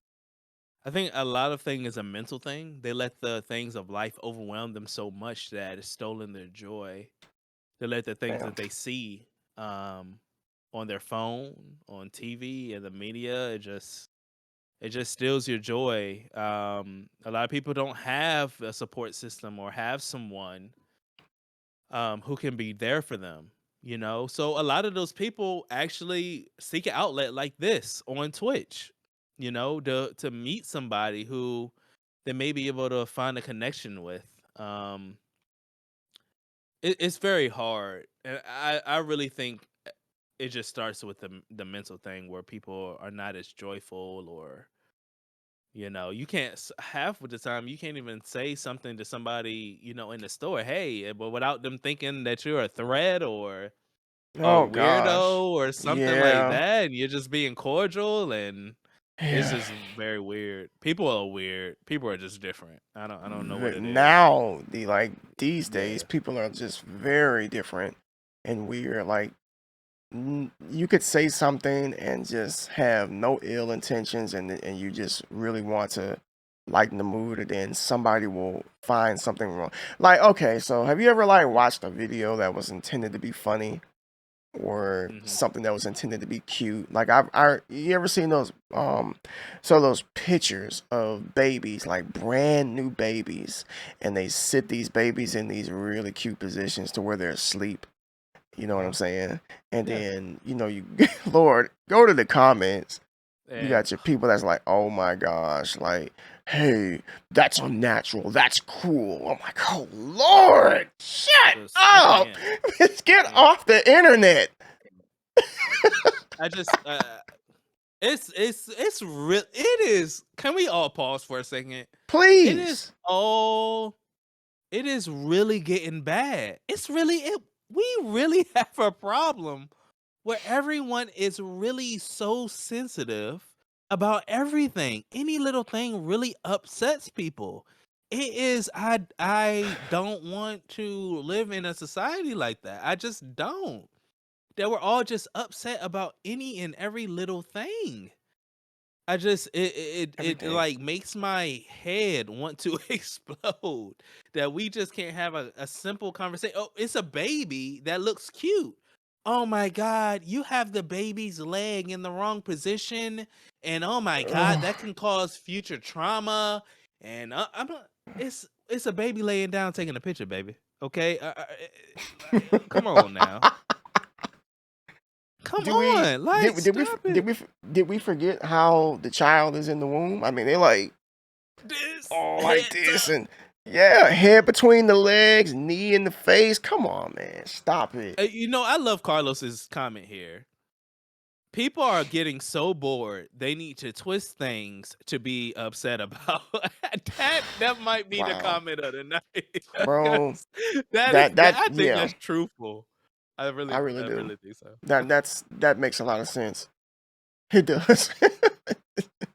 Because people have a problem with everything now, everything, things that are just meant to be funny. They will twist it to fit their own narrative just to make a case to get upset, and just completely negate the ability to laugh. Like, laughing, to me, if you can make somebody laugh, that's great content. That is It is. amazing content, It's a because you could be masterpiece. having a bad day. You come to this channel, and all of a sudden, whatever this person's doing is making you crack a smile or laugh. You may not have been able to smile all day. You might have had a bad day at work. Your spouse, maybe you maybe all are at wits ends, and then you come to a stream, and it's like, oh, I'm coming to BerZerKerr stream, and Mhm. you know he's having beige court. Now, where did that idea come from? Beige Um, court. I don't know, Interesting. man. I think it was just a thing that we started 4K. Now the beige behavior thing came from my friend Mike, who I'm actually met through King Ring and Nettie. And I was saying something one day, we were joking around. He was like, "See, there go that waffle behavior." Some no, her sister said, "There goes that waffle colored behavior," and he said, Waffle cone. "Nah, that's that beige behavior." Oh, And I was like, beige behavior. I was like, that's what I can call it. So at that day, beige behavior was born. Then people were just doing unwholesome things. So I was seeing people say caught in 4K and things of that nature. And then I was like, what if we actually like the things that we see, we bring people up on charges when you catch unwholesome moments across Twitch. It doesn't matter whose stream it is. and bring these people up on charges and let them defend themselves. So now we literally have a court appointed attorney who is my homie Nettie X Betty. She does an amazing job. And people just bring up charges on each other, and it's just such a good time because a lot of times we all may be in the same chat, but there might be moments across Twitch that you might miss that somebody says something funny or unwholesome. So it's a Right. good time for all of us to come together and look at them and laugh. That is so unique. It is, and it's just something that the community just conjured Oh up, yeah, and it just stuck. Those are like the best things right there. it is. Things that It just is. come out of nowhere, just randomness that just found its way onto the channel, and then was just gradually accepted by the community as being a way of congregating and roasting each other. That's Yes, love. That is that what you is call love. love. That is what this is. That's what this is all about right here. Like real talk. I love it. Absolutely love it, man. So beige core, that's what's up. Yeah. So we got like one more segment here Yeah. that we're gonna touch on. But before we do that, once again, I want to thank each and every one of you that are here. The comments, the follows, all of that good stuff. The hydration, you know, sassy. I got water here. Still got half a cup, so I am good. Zerker got his water. He's good. I think it's water. You sure it's water up in Yeah. there? Next, Okay. yes, it's Okay. I'm just making sure, man. I got coffee. It's empty, but we still got water. So, yeah, we but got thank water. you so much. I am so happy that I've decided to bring this back. Because I started Lit Experience back in October, and it was just I've had about a total of 15 people on this Nice. podcast. So you were number 16, and I look forward to having more episodes, and I'm really enjoying this This conversation, is so man. This is good, bro. I'm so glad that you're doing this. Honestly, I think a lot of people need this type of session to be able to hear right, backgrounds about different content creators. I know my first time, I didn't know this is what you called it, but I think the first one I ever watched was with you and Queen Shar. I caught a little bit of you and Nia Amani, but I wasn't able to stay. right. Yeah. The one with Queen was amazing. Yeah. And she's actually going to be coming back on it as well too. Nice. So we're gonna go ahead and touch on career stuff, professional life, Okay. because we don't just sit here and play video games like some people think. So if you don't mind, tell us what you do, my guy. All right, so I own Vision Media. So basically, what we do is create websites, animations, commercial videos, bit flyers, business cards, you name it, whatever you need, we create it. And it's my joy. So I found out that I have this ability to do certain things as far as like in a digital space. Really during, well, I kind of found out a little bit earlier, but it was really during the pandemic, Right. and I You just found went. yourself. I went to YouTube University, and I'm Yes. dead serious. I went to YouTube University and I started doing, and how it started was I was starting to do certain things at my church. Yeah. Um and we would do like live streaming. I would just slide my phone in and all this other stuff or whatever.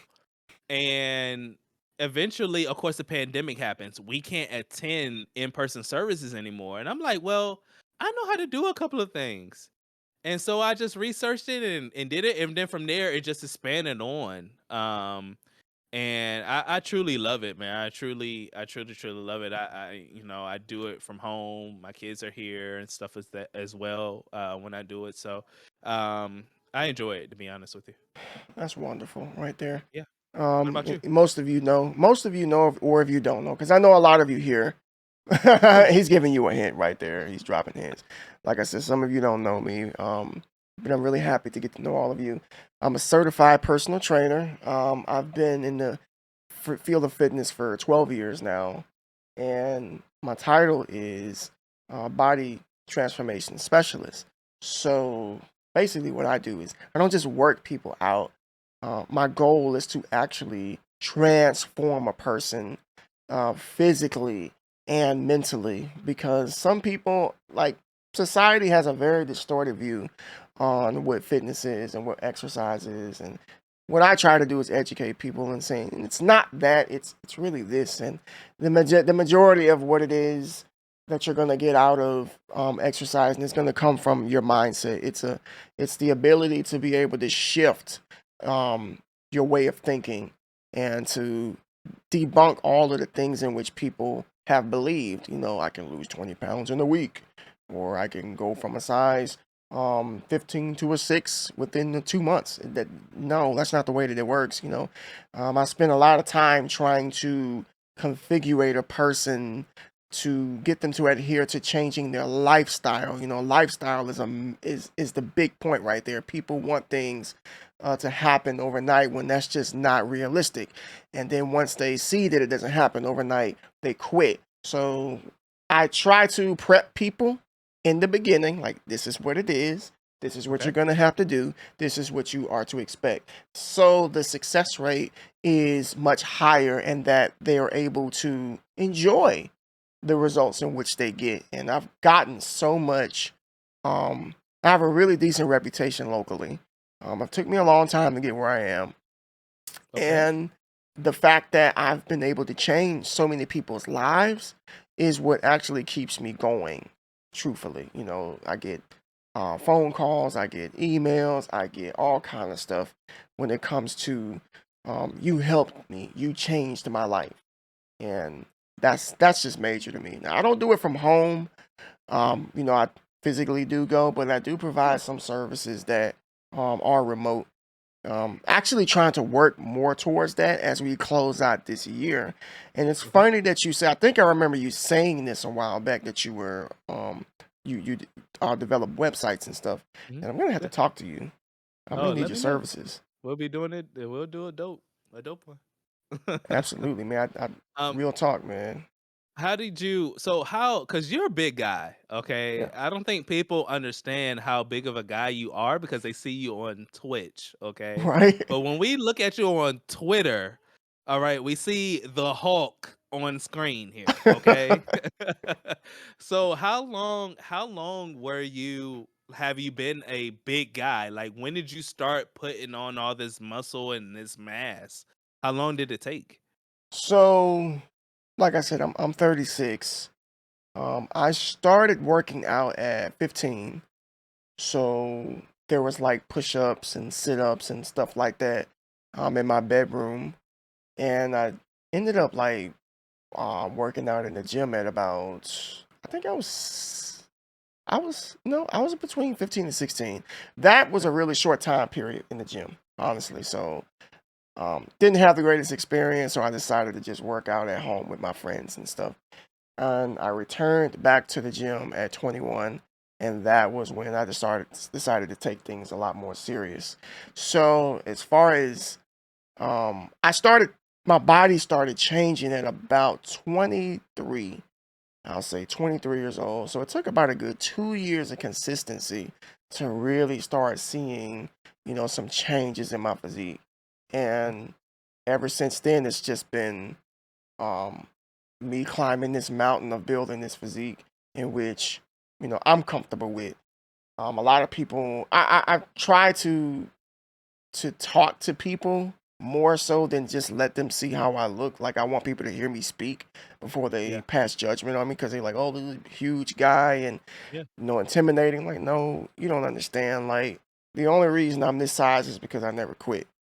Yeah. Like That's very true. it's not about, to me at least, it's not about like cosmetics. It's not about the outward appearance. It's about how I feel. The That's right. older that we get, you know, men, women, let me just say it, you know, when you're 20s, it's all about, you know, oh, I want the abs, I want the big booty, blah, blah, blah, blah, blah. Mhm. Ain't nothing wrong with that. You know, it's cool.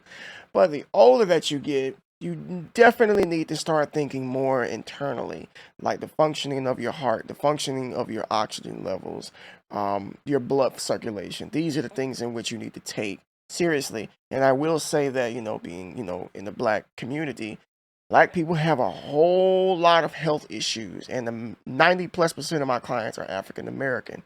So I pride myself on that, as trying to change and be a positive impact in the black community here, because I want to see them healthy, you know, Yeah. basically. I mean, no, that makes a lot of sense. And you're definitely an inspiration to seeing all your videos and things. I think me and you are very similar in things where you like to see the process of how things grow and you like to see the end results. I think you probably feel that exhilarating experience when you're doing your thing with your clients and seeing them from point A to point B. And I know that's Right. something that I really like. I even like gardening. I'm a gardener, right? I like to see things go from okay, it looked like this before, but now look at it, it's grown into a huge, amazing looking flower or whatever, or Right. this website was bare, but with some coding and some other things or whatever, it's given this nice, beautiful site. So yeah, I like that. I enjoy it. I do. That's what's up. Yeah. So, well, I think you kind of answered that question. I mean, I just answered or not. Do you love or hate what you do? I'm Or sorry, I maybe didn't there's hear you. What you something. say? I said, you kind of answered the question, so I'll have to ask it a little differently. What is it that you love and dislike about what you do?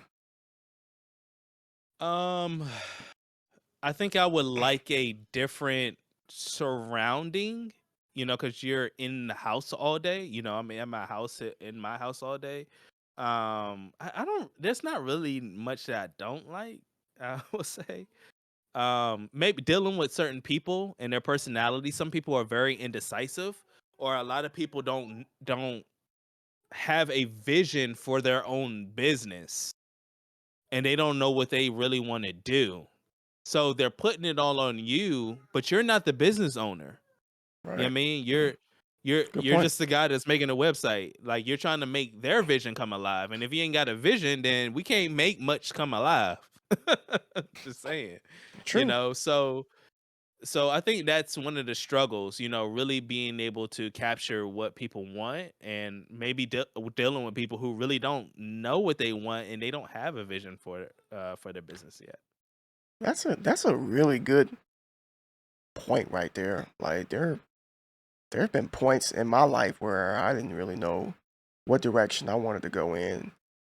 And to hear you say that, like I said, inquiring of your services would kind of have to make me sit down and write this out, like visually, like this is what I want. Because, I feel like if you're going to do something for somebody, there's no point in doing it if it's not the way that you want it to be. Like, you're not, like I said, you're not the business owner. You don't have their brain. You don't share their vision. And if you can put something together and then they look at it like this is not what I wanted, like, well, you didn't give me much to work with. Yeah. So I think And that right there is to be respected on your end for being able to bring that to life for people. I think that also translates, and I tell my community this all the time. Like that translates over to even Twitch and your stream, right?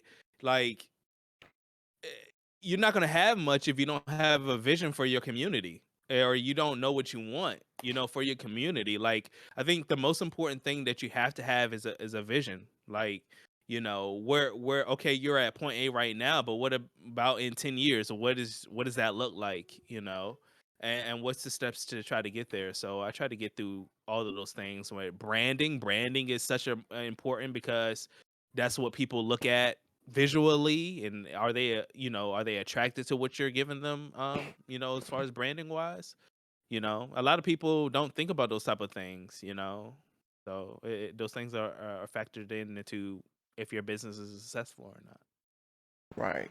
Talking about what you will move that into your promotional tools. Yeah, absolutely, Mojo. Absolutely. Because like I said, I have different missions, especially when it comes to like my business and with Twitch. And I guess I could talk a little bit about it. Of course, me rebranding, moving from initiality to demuscle fit. Excuse me, for to demuscle. Um, was basically a move for me to go ahead and merge, what I do in IRL with, content creation, so I don't feel like it's such a big gap in between the two.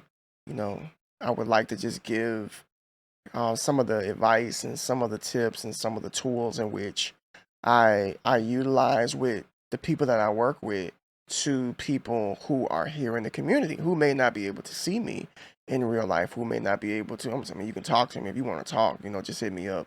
And that's another thing I wish people would do more of on here. Reach out to people.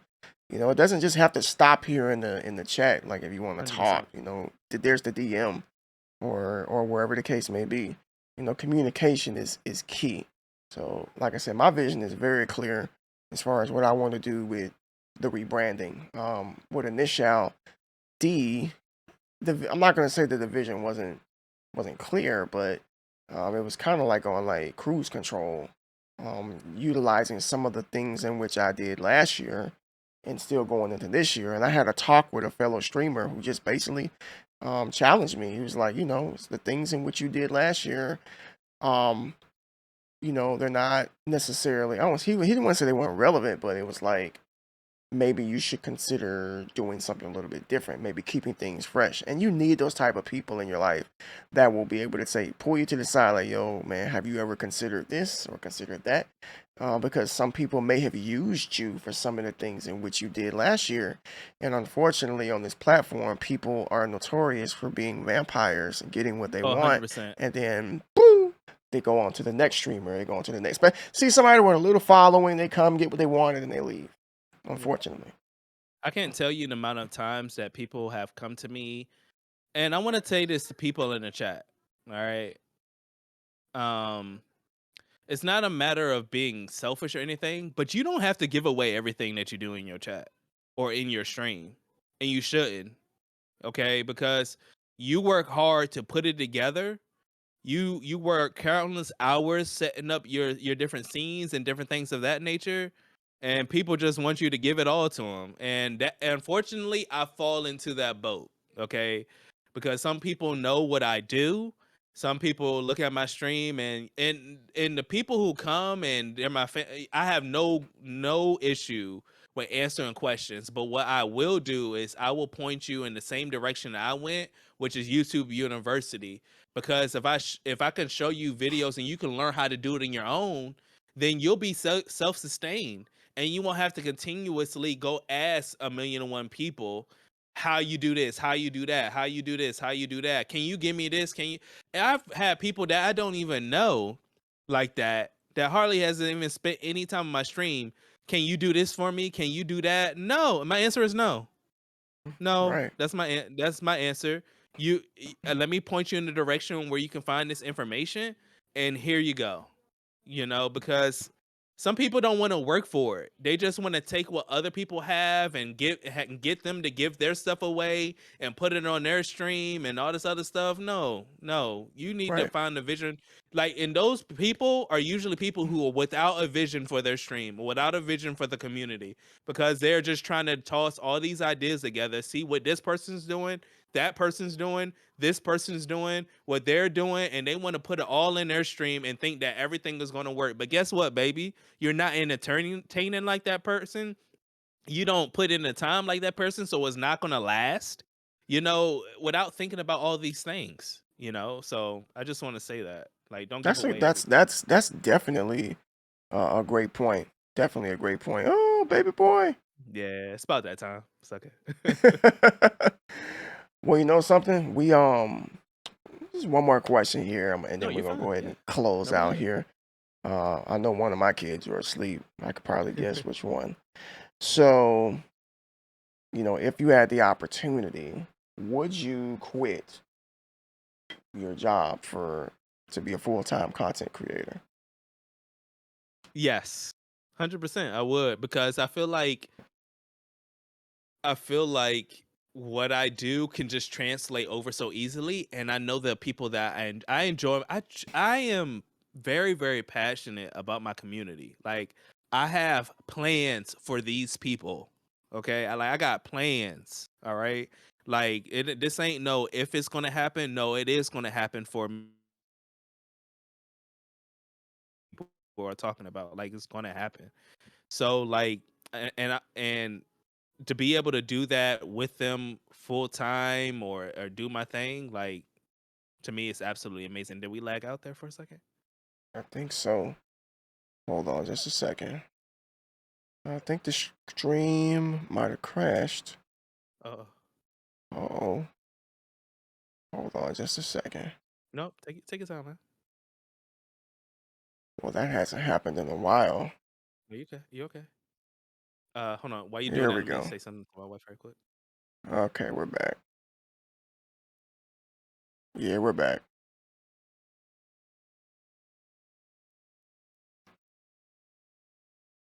Let's see.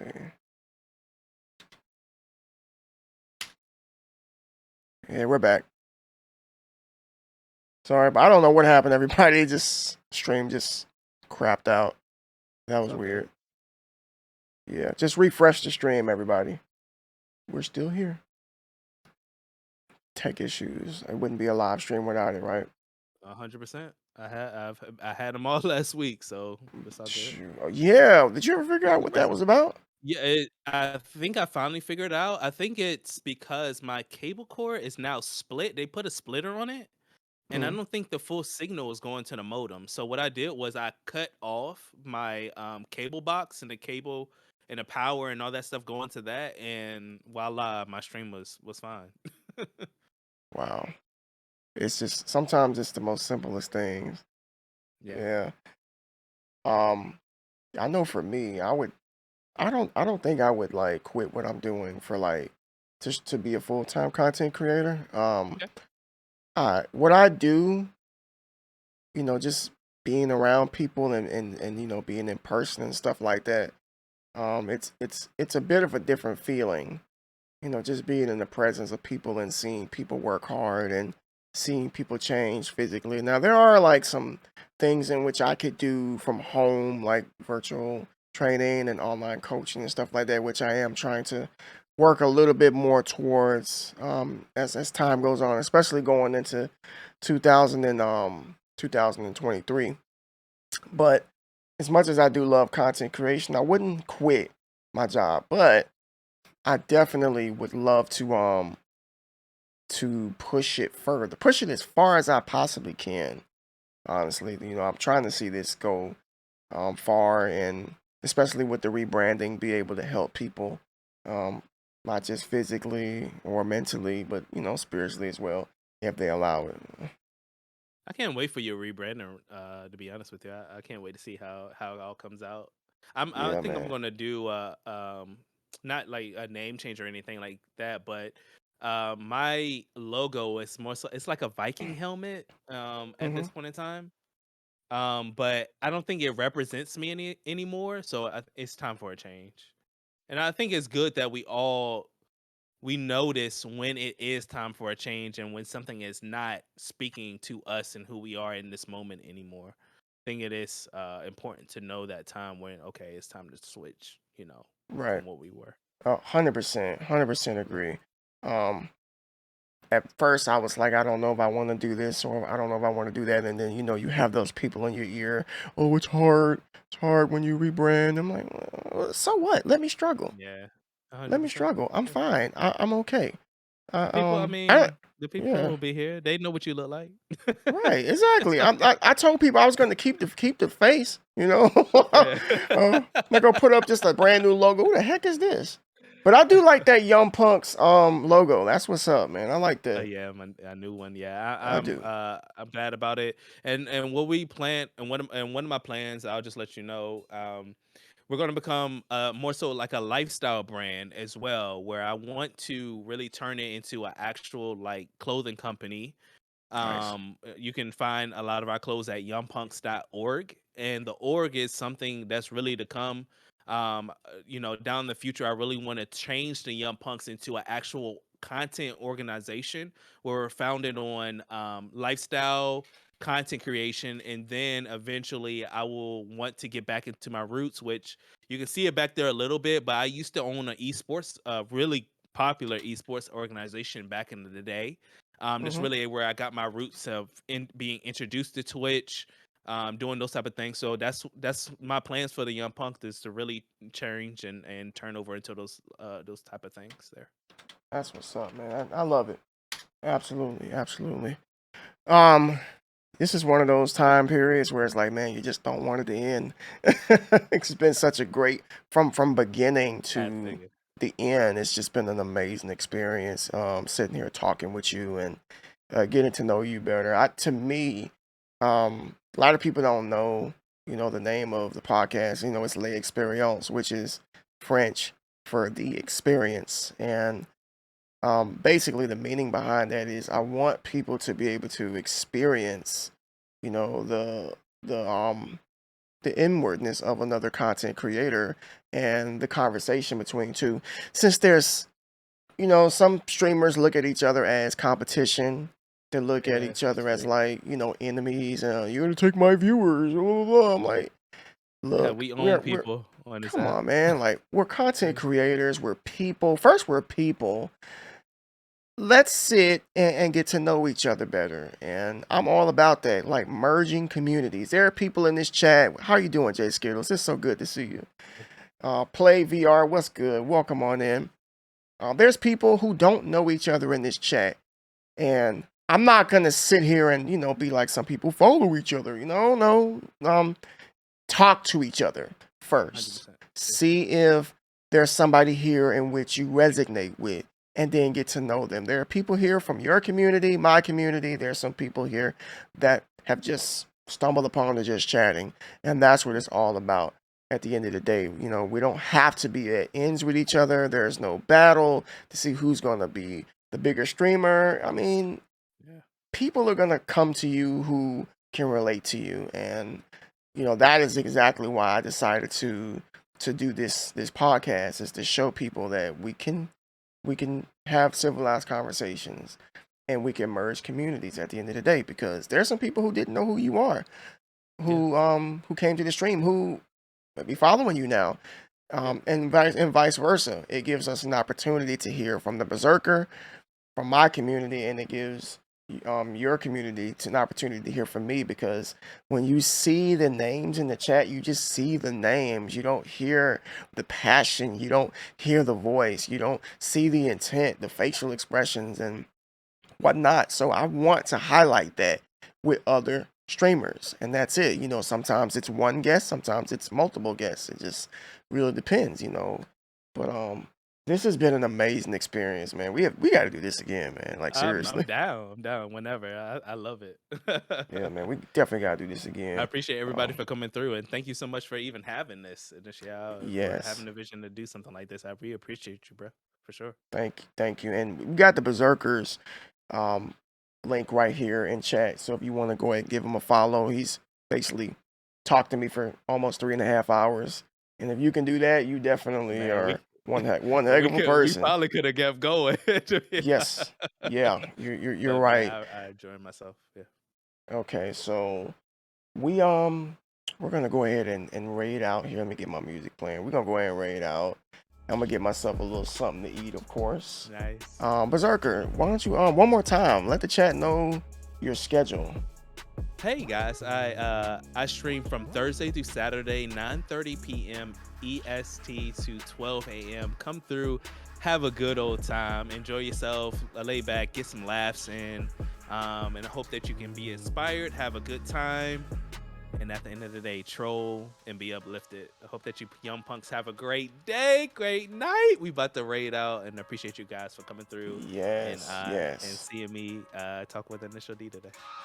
Okay, so we're gonna Soon to go. be D-Muscle. There we go. You gotta condition that mind. Yes. So we are gonna raid out to a streamer by the name of Aki and Peach. Okay. I think you'll like Aki and Peach. I think you will. Aki and Peach is it's a husband and wife, and they're Christian community. They actually came through on my stream the other night, so we're gonna go show them some love. And I will be back on Monday at 10 a.m. CST with some coffee and some great conversation. So let me go ahead and get this started here. Everyone, y'all have an amazing night. Thank you so much for being here with us. And once again, BerZerKerr, I appreciate you. Got a little man on camera. Yeah. Love Time for it. him to go to sleep. It's time for me to go to sleep.